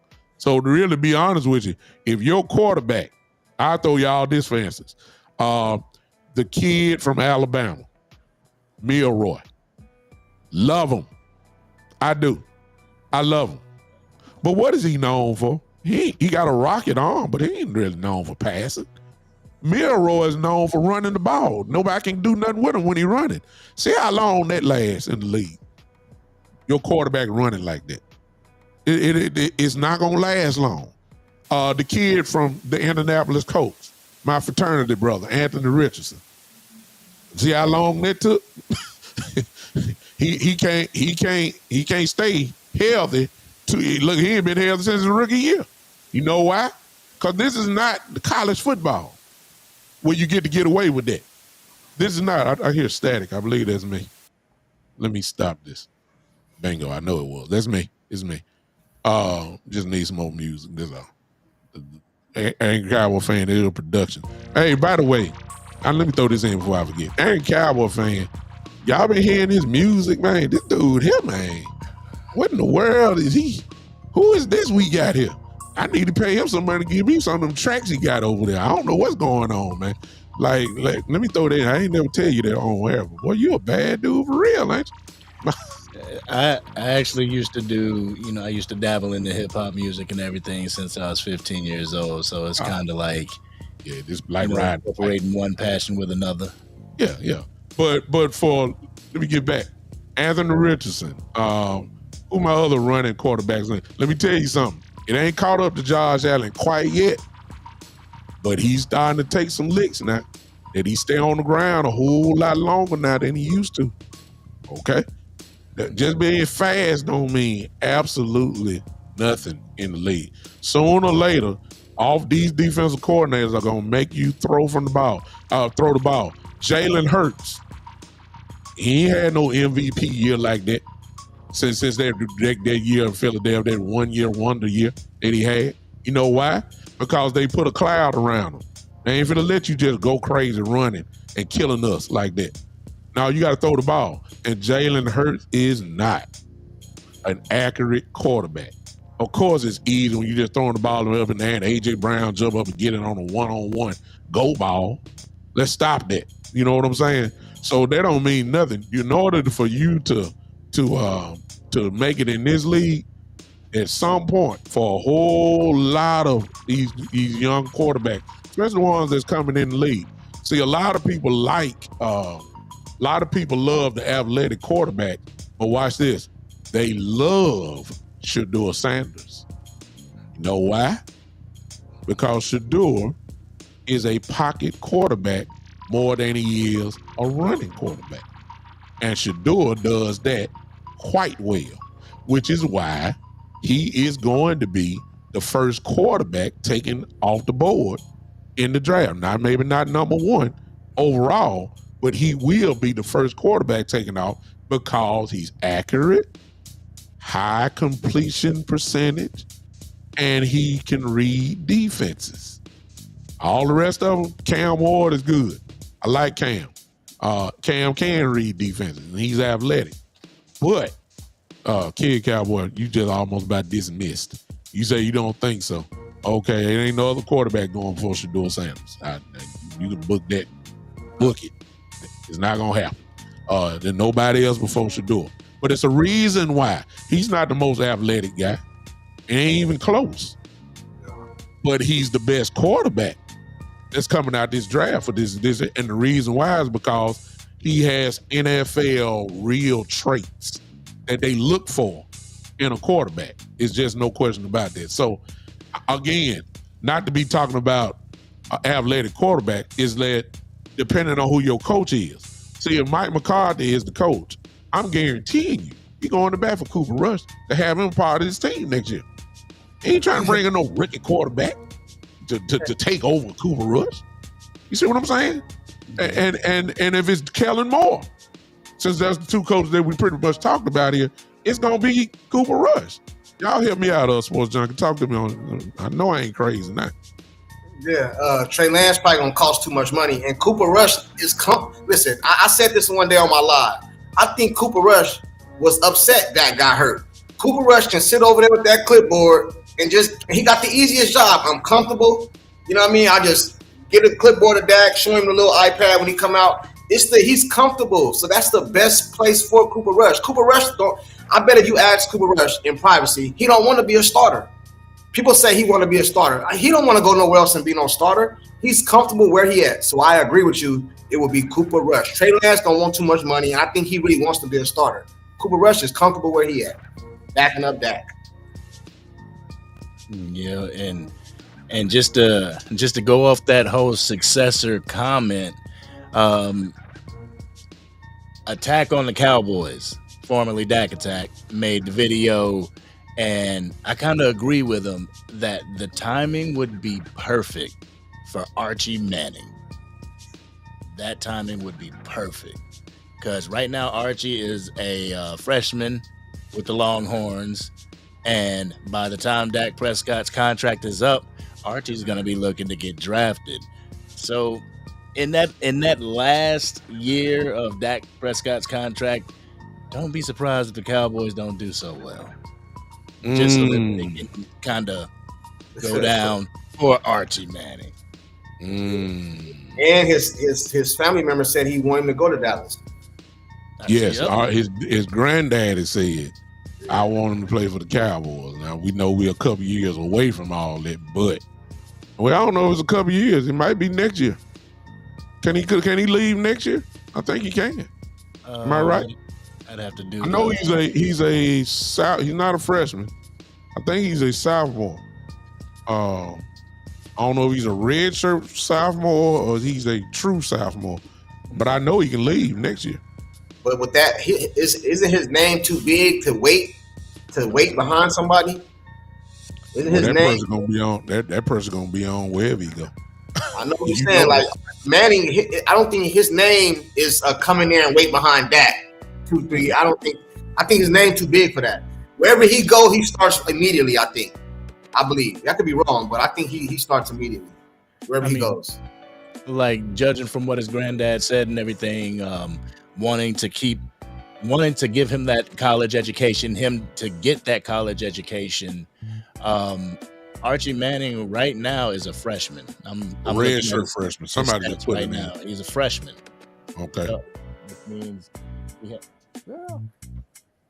which means he has he has 3 more years in the league in the college realm. So I don't know. I can see it happening. Somebody put down say he's a redshirt freshman, which means that he can leave after next season.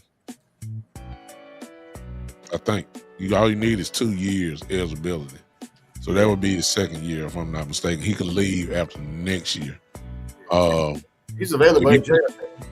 If he puts up big numbers, he very well would leave if I'm not mistaken. But he got to put up real big numbers to take over like that. You know what I'm saying? So, to really jump ahead and all that type of stuff. And I don't quite, he needs some real tape to jump ahead and all that. So I don't know, but it makes sense what Ain't Cowboy fan says. But I would say this, Sports Junkie, if you know that all you want is 4 years out of that, that's it, then it would make sense to get him maybe for a year. Because remember, I think the Cowboys can get off Dak's contract after 2 years, I think, or something like that. There's a provision. Am I right about that? 2 years they can get off of it. Okay. They can cut him. I think they can cut him. Okay, so you see what I'm saying? You wouldn't mind having him there to learn for a year, because that's all it's gonna be is a year. Yeah, because he'll come straight in. I'm just saying, if you told me Dak's contract that he couldn't get cut after 2 years, then I would say no. But if you after 2 years, they would love it, because his spot would be secure if they picked him. You know he would be the quarterback right after that. You know he would. So sure. I don't know. Jerry would pick him in next year's draft, man, because his name is too big. That's publicity. Yeah. Jerry would bring that dude in and eat that cap and cut him.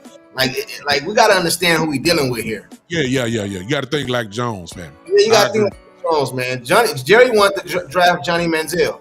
There you go. There you go. Right there. Like, come on, man. Jerry is not about football, because if Jerry was about football, Big Tom, let me say this real quick, right? Go ahead, dog. You got it.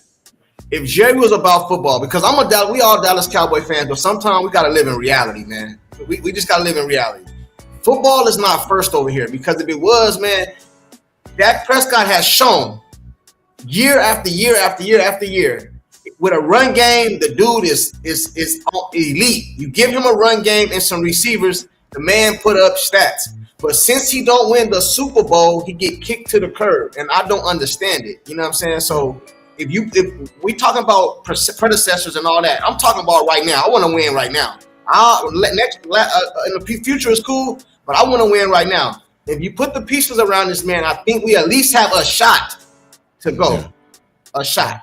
Yeah. That's just how I see it. Yeah, I like it. I like it. And we really jumping way down the road on this thing. But again, some of this stuff makes sense, especially if you giving it to them, and when you have the money that, I ain't gonna say, because of the way that the quarterback structure is, the money is what it is. But with that money comes expectations, and I guarantee you, everybody's saying, well, I ain't gonna say everybody, but most people will say, you got to win the Super Bowl now.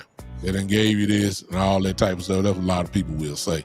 And after this contract, then what Chris said earlier, I'm going to go ahead and start looking at that.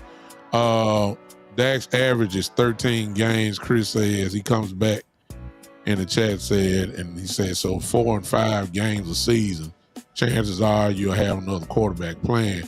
Why waste all those games on Cooper Rush is all I'm saying. Because what if the Cowboys in those 4 or 5 games that Dak misses, What if they pulled the Cooper Rush 4-1, and then Dak comes back and closes out the season? To be honest with you, what's Cooper Rush's record now since Dak left? If I'm not, what is it now? Is it 500? So 6 and this year? This year? I mean, since Cooper Rush took over, is it 2-2? He's 500, right? Yes, 2-2. Yeah, so I mean, it ain't like it's because we got off to such a bad start. But Cooper Rush is 500 right now, so and got a chance to go to over 500 Monday night. So it don't necessarily mean that just because Cooper's playing, you're gonna continue down in the gutter. Cooper Rush, obviously, let's just call a spade a spade. Facts over feelings. Cooper Rush win ball games. Hello. Now, I mean, it's spread out without the team. I ain't saying it's Cooper Rush. I'm just saying he's doing enough that the Cowboys just, keep winning. Hey, I know you can't stand it, but it's just the truth, y'all. So, real quick. Cooper Rush's record, 7-3 as a starter. Since 2021, 7-3. I mean, that's called facts, y'all. Hey, big time. So, go ahead. I'm listening. Big time. Let me tell you something, man. If Cooper Rush mess around and win Monday, yeah. Listen, man. Oh, you think you hear stuff now? Oh my goodness. Oh my goodness, bro. Hey, he should have been starting. They shouldn't have gave him that money. Oh man, he better than him. Dak Prescott, sorry. Oh, we on. Hey, well, you go. Hey, big time one. He win. I'm hoping that he win. But if he mess around and win on Monday, and don't let it be 3 touchdowns. We go here. Put it this way, y'all. If Cooper Rush win Monday night, it is content creators heaven. Yeah. You have all these folks coming on our shows pointing the finger at us. Well, I told you that ain't worth a dime. I told you, look at Cooper Rush, what he did. Look at Cooper. And we just, they're going to be looking for, you will have all-time attendance records in your shows because folks are going to want to get at us. I know it's true. Go ahead, Angry Cowboy fan. So y'all both asked me this question. It's rhetorical, but what does a closing pitcher come in and do? What is he supposed to do? Talk. He closed the game out after the starter has done most of the work. Now, what the hell is? Pardon my French, but what in the world is a backup quarterback supposed to do? Keep the team afloat, not go down. Not or the job, that not to go down. Everybody has to adjust. Everybody has to step it up a notch to keep the team afloat. The responsibility is not directly on the backup quarterback, but his job is not to lose a whole lot of ball games. Yeah, which is what Cooper does. Right. Yeah. So my thing is like, why do we get surprised when the backup quarterback comes in and does his job? That's my question. But okay, which opens up another door. And I agree with you, ain't Cowboy fan. But maybe it's time for us to visit the conversation of let's really evaluate Cooper Rush. And I'm not trying to do it now. I'm just saying, what kind of quarterback really is he? See, we don't do that because one thing that facts over feelings again. You can't say he's a loser. You can't say that. He's won too much. So in the midst of that winning, does he have the superstar numbers? No. But is he capable of them? The answer to that is yes, because in those 7-3 games, he has put up some 300-yard games. Okay, he's put up some more touchdown than interception games. So maybe Cowboy Nation has kind of, in a sense, help me out, sports junkie. Maybe in a sense we kind of, is the word underestimated him? No, Seriously. No. I'm asking the question, have we kind of underestimated his ability, which is the reason why a lot of people are shocked that even though I just said he's 2-2, and he's 2-2 right now, and that's 500 balls. So maybe we've underestimated his ability to lead the team in the way that he does. Now, hear me out, supposed to jump on that one. I don't know if I said it right. This don't happen nowhere else but with the Dallas Cowboys. Didn't nobody underestimate his ability. The hate for Dak is that strong that when he does good, it get magnified. If you got a brand new car and you got a backup car, why are you surprised your brand new car need a starter, but your backup car got you to work? I'm not surprised. It's my backup car. I don't drive it every day. I'm not surprised it got me to work. Cooper Rush's job is to get you from A to B. That's it.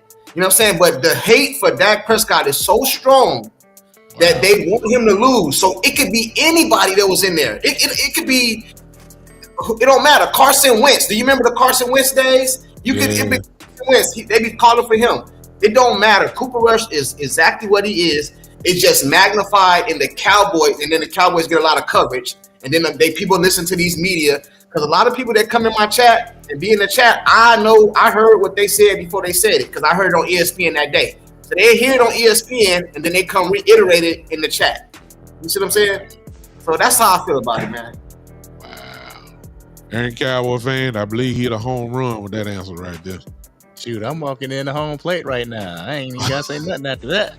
No, he hit me off third base. Drop the mic moments. They wanted to drop the mic on there.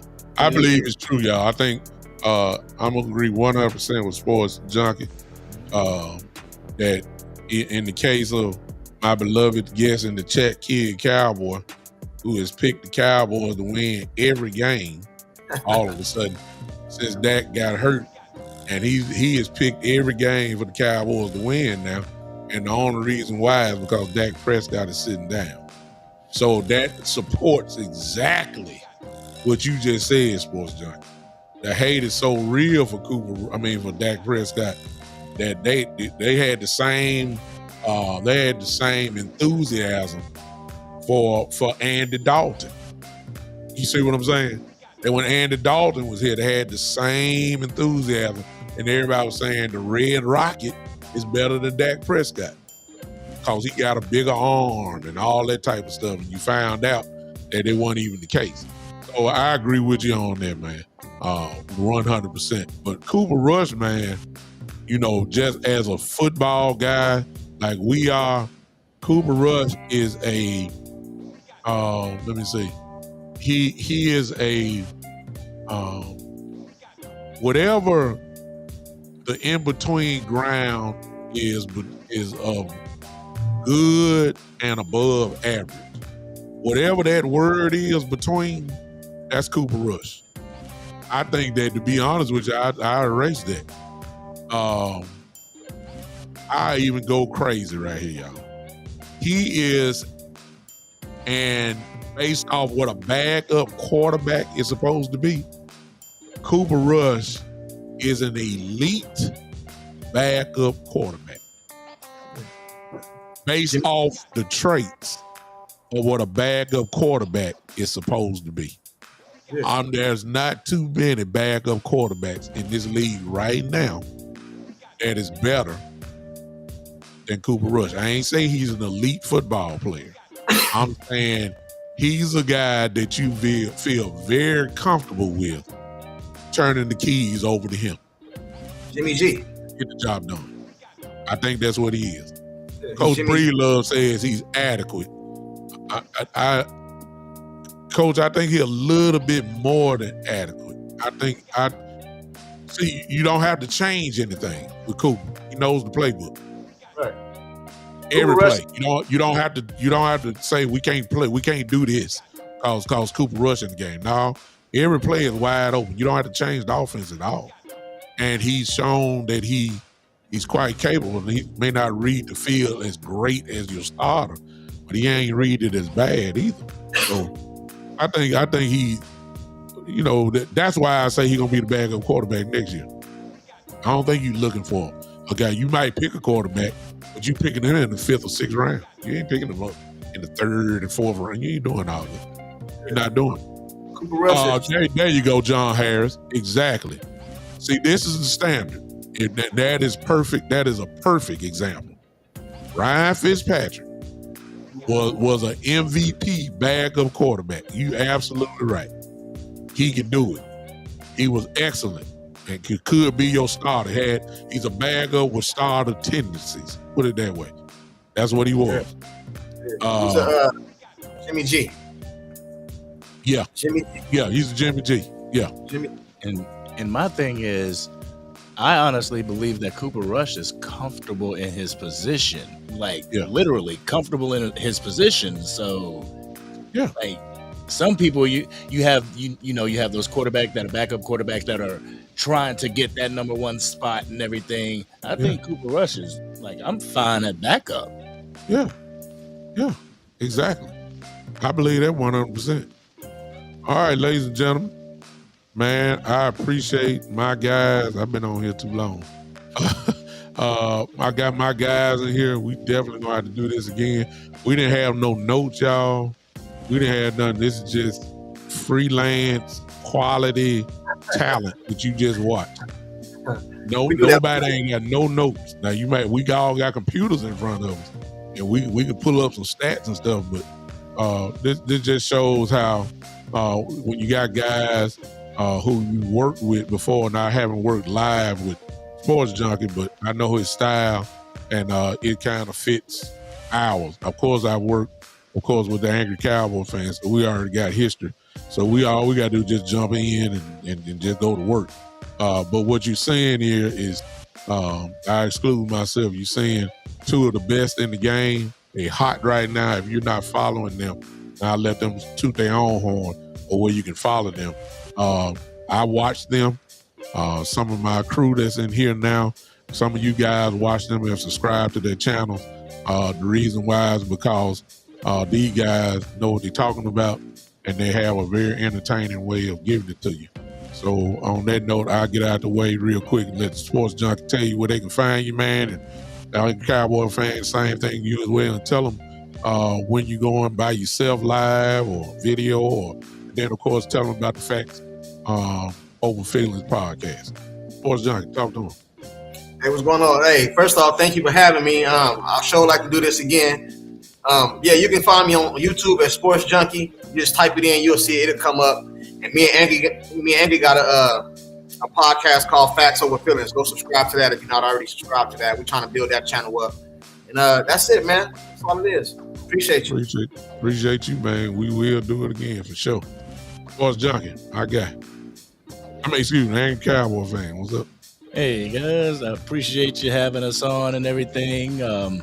Sorry we weren't here at the first of the show, but guys, you can find me at the Angry Cowboys Fan YouTube channel. Like Sports Junkie said, we have a collaborative venture where we try to highlight other content creators as well as talk Cowboys talk and allow the audience to have their facts over feelings as well. So if you guys would love to go over there and subscribe to the channel, I would truly appreciate it. Here you go. I will put it in the comment section. Big time. I'm pretty sure you wouldn't mind that. No. All right. So again, thank you for having us. And every time I'm on here, man, it's very enlightening. Thank you for what you do for Cowboys Nation. Real talk. Hey, can I say one more thing? Mm-hmm. Another thing I want to touch on something that Andy said. Over there on our podcast, we get up here and we say a lot of things that some people agree with, some people don't agree with. But on our podcast, we always put the link in the chat. So you're more than welcome to come right up. As long as you're respectful and just give your opinion and say why we wrong, why you don't agree, we let it happen every show almost. So if we say something you don't agree with, we always put the link in the chat. You can come up live and tell us your point of view on it. Man, we do that all the time. So just want to let you guys know that. Now, let me go and say this. Now, what they do is very innovative because they take a real chance when they do that. And I ain't doing it on mine. Because, see, some of y'all crazy. I'm just, I don't want to have to, because see, I'm in a different position. I got a lot of people that watch me because everybody kind of know what I do on the other side where I'm an assistant pastor and all that type of stuff. And see, y'all first thing y'all say is the preacher did me wrong. See, he ain't acting Christ-like. He ain't doing his what would Jesus do? Well, he wouldn't do that. He wouldn't hang up in my face. He wouldn't do all that. That was y'all to say so. I'm not going to put a link in for y'all to come on my show. And then some of y'all can come on here trying to show out and all that, trying to testing my gangster. You understand? Hey, you ain't always a preacher. Hey, listen, you ain't gonna turn the other cheek. You ain't gonna turn the other cheek. I ain't never been one to turn the other cheek. I'm just the Lord's still working on me. Y'all understand? He's able to help me, but he ain't quite helped me yet on that part. So I'm not gonna do that. But that is one way that is incredible. Even though I wouldn't do it. Joe, I just ain't had time to do the phone calls. I talk too much, and then I don't open up the lines. But I'm gonna bring that back to open up the phone lines, and that's taking a chance too. But at least I ain't gonna let your face be seen. See, I can just see when I put you on the phone lines, I could just say, you get hung up on, but then I get to say, wait a minute now. I made a mistake and hung him up. You know what I'm saying? I can say that, but I ain't gonna see if I hang you up on while you live, then everybody gonna talk bad about it. But I love that about their show because that's truly innovative. To bring guys, is an outstanding idea, and to believe it or not, that is a great way to grow your show because a lot of our chat guys want to be stars too. They just don't want to spend the money that we do to keep this stuff going. So that's a way that they can do it, especially if they know the link gonna be there every show. So it really is a great way to grow your show real, and that's a good way to develop a relationship as well on that. Y'all know who I am by now. I don't know. Did you guys hook up y'all channels to this, or were y'all able to? No. Y'all didn't do it. Okay. Where if you see this on Sports Junkies page, or if you see this on Angry Cowboy fan page, if you don't know who I am, just follow me, The Big Time Show on Facebook and The Big Time Show on YouTube as well. And when you come to the show, I'll tell you about the Twitter page and all that. It's the same thing, but I don't want to feed y'all too much. Let's just do one thing at a time. Subscribe to every channel. What you're witnessing is not just with us three, but if you notice, all of the people that you've been seeing have been kind of hooking up lately. Sports Junkie, Angry Cowboy fan, had Boss Cowboy on their show a few weeks ago. I've had all these guys on my shows before. We've been invited to other shows as well. And what you're seeing is, it's almost like the Avengers coming together when the Cap was all alone, then all of a sudden you heard something in his ear, and then when they all showed up, he says, Angels, Avengers assemble. You know what I'm saying? That's what you're seeing. I'm still waiting for the day that about 12 of us, and that's gonna be crazy because all of us got kind of some egos and all of us like to talk. But can you imagine a show with these guys here, a Boss, a Law Nation, a West Coast, Lou, it's just too many of us. J Tuck, Landlord, Kenny. Can you imagine all of us on one show together? It would be totally electrifying if that was to happen. You see what I'm saying? And it's gonna be kind of hard to put that together. But I'm imagining the day. But what you're getting is, you on my show this day, or I come to your show that day, and you starting to get the connection, a real connection that way, where everybody don't agree, but you're gonna see healthy dialogue. Let me say it that way. And we all friends when it's all over with. Your way ain't the right way, because as I said on another show, the truth be told, all of us really are just paying armchair quarterbacks.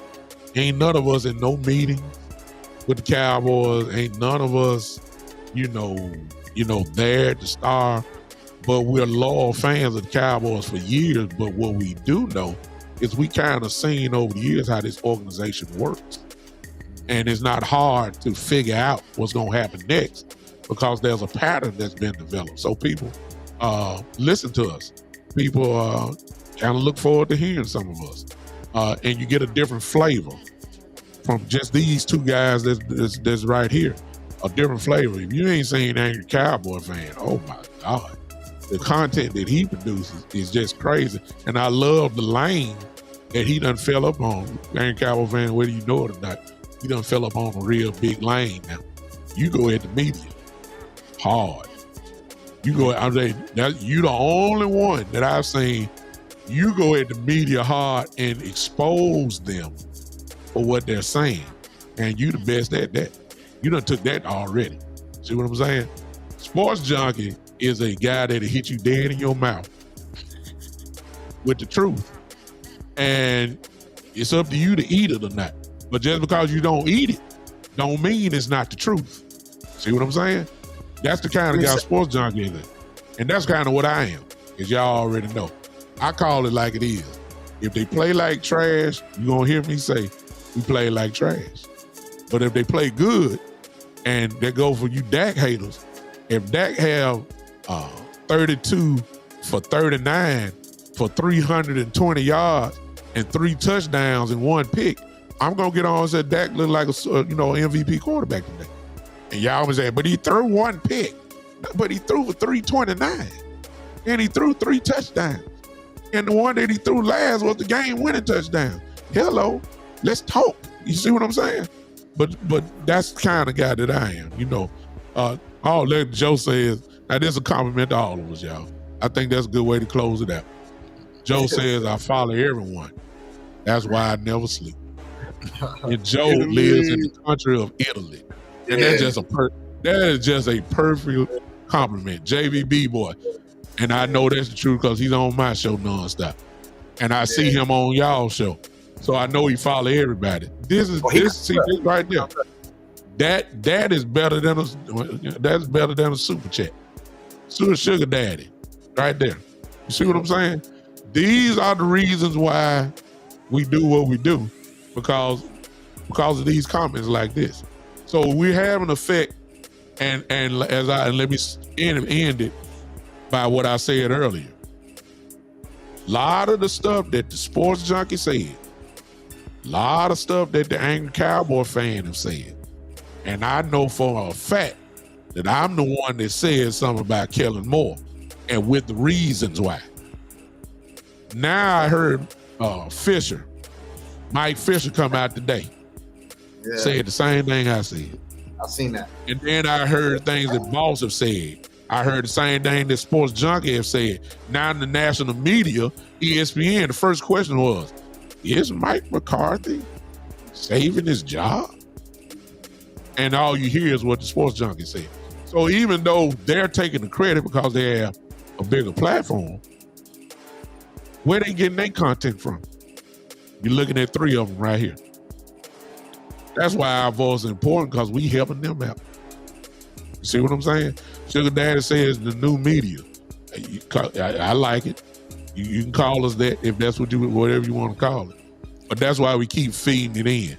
Now, I guarantee you, some of the stuff that you just heard Sports Junkie say on this show today, and Sports Junkie, about the Bill Belichick stuff, because he put a little new light on it today, whether y'all listening or not. I guarantee you, by Monday morning, you're going to hear the same thing again coming up. I guarantee you. Just watch what I'm saying. On that note, I believe that's it, ladies and gentlemen. I appreciate y'all. Go ahead and put them hand clap emojis together as we get out of here. While I was on the show, I need to get off because guess what, y'all? I just found out I'm preaching in the morning, so I got to save this voice. I got to see. That's why I can't hang up on y'all. You see what I'm saying? Y'all gonna see me on TV. Y'all gonna see me on TV and say, that black, gray beard Negro just hung up in my face. He ain't Jesus. Like, y'all put them hand clapping motors together, man. Listen, I appreciate my brothers coming with me, man. I appreciate y'all. Thank y'all so much. We're gonna do it again. We'll get you on our show too. I ain't got no problem. Y'all know I ain't no but an email or Ain't Cowboy fan got you got my number 2, Sports Junkie. What you talking about? Just text me. And then right. and we'll get it together. Ain't no problem. Until then, ladies and gentlemen, I thank y'all. We are out of here. And this how I get down, Sports Junkie. Don't leave quite yet. I'm gonna leave y'all. But in case you ain't heard my clothes, this would separate me from y'all. I'm old. Sports Junkie have hip hop. You look like a hip hop guy, Sports Junkie. I'm a jazz type guy because I'm old. You understand? I'm older. Sports Junkie, ain't Cowboy fan. Give me some type of. I'm gonna pay you for it. I need a track that's real smooth now. No, I don't need no. I just need an instrumental. I don't need no. I need something smooth, something like this. This has been the one and only, the Big Time Show. Put your hands on it. Here we go.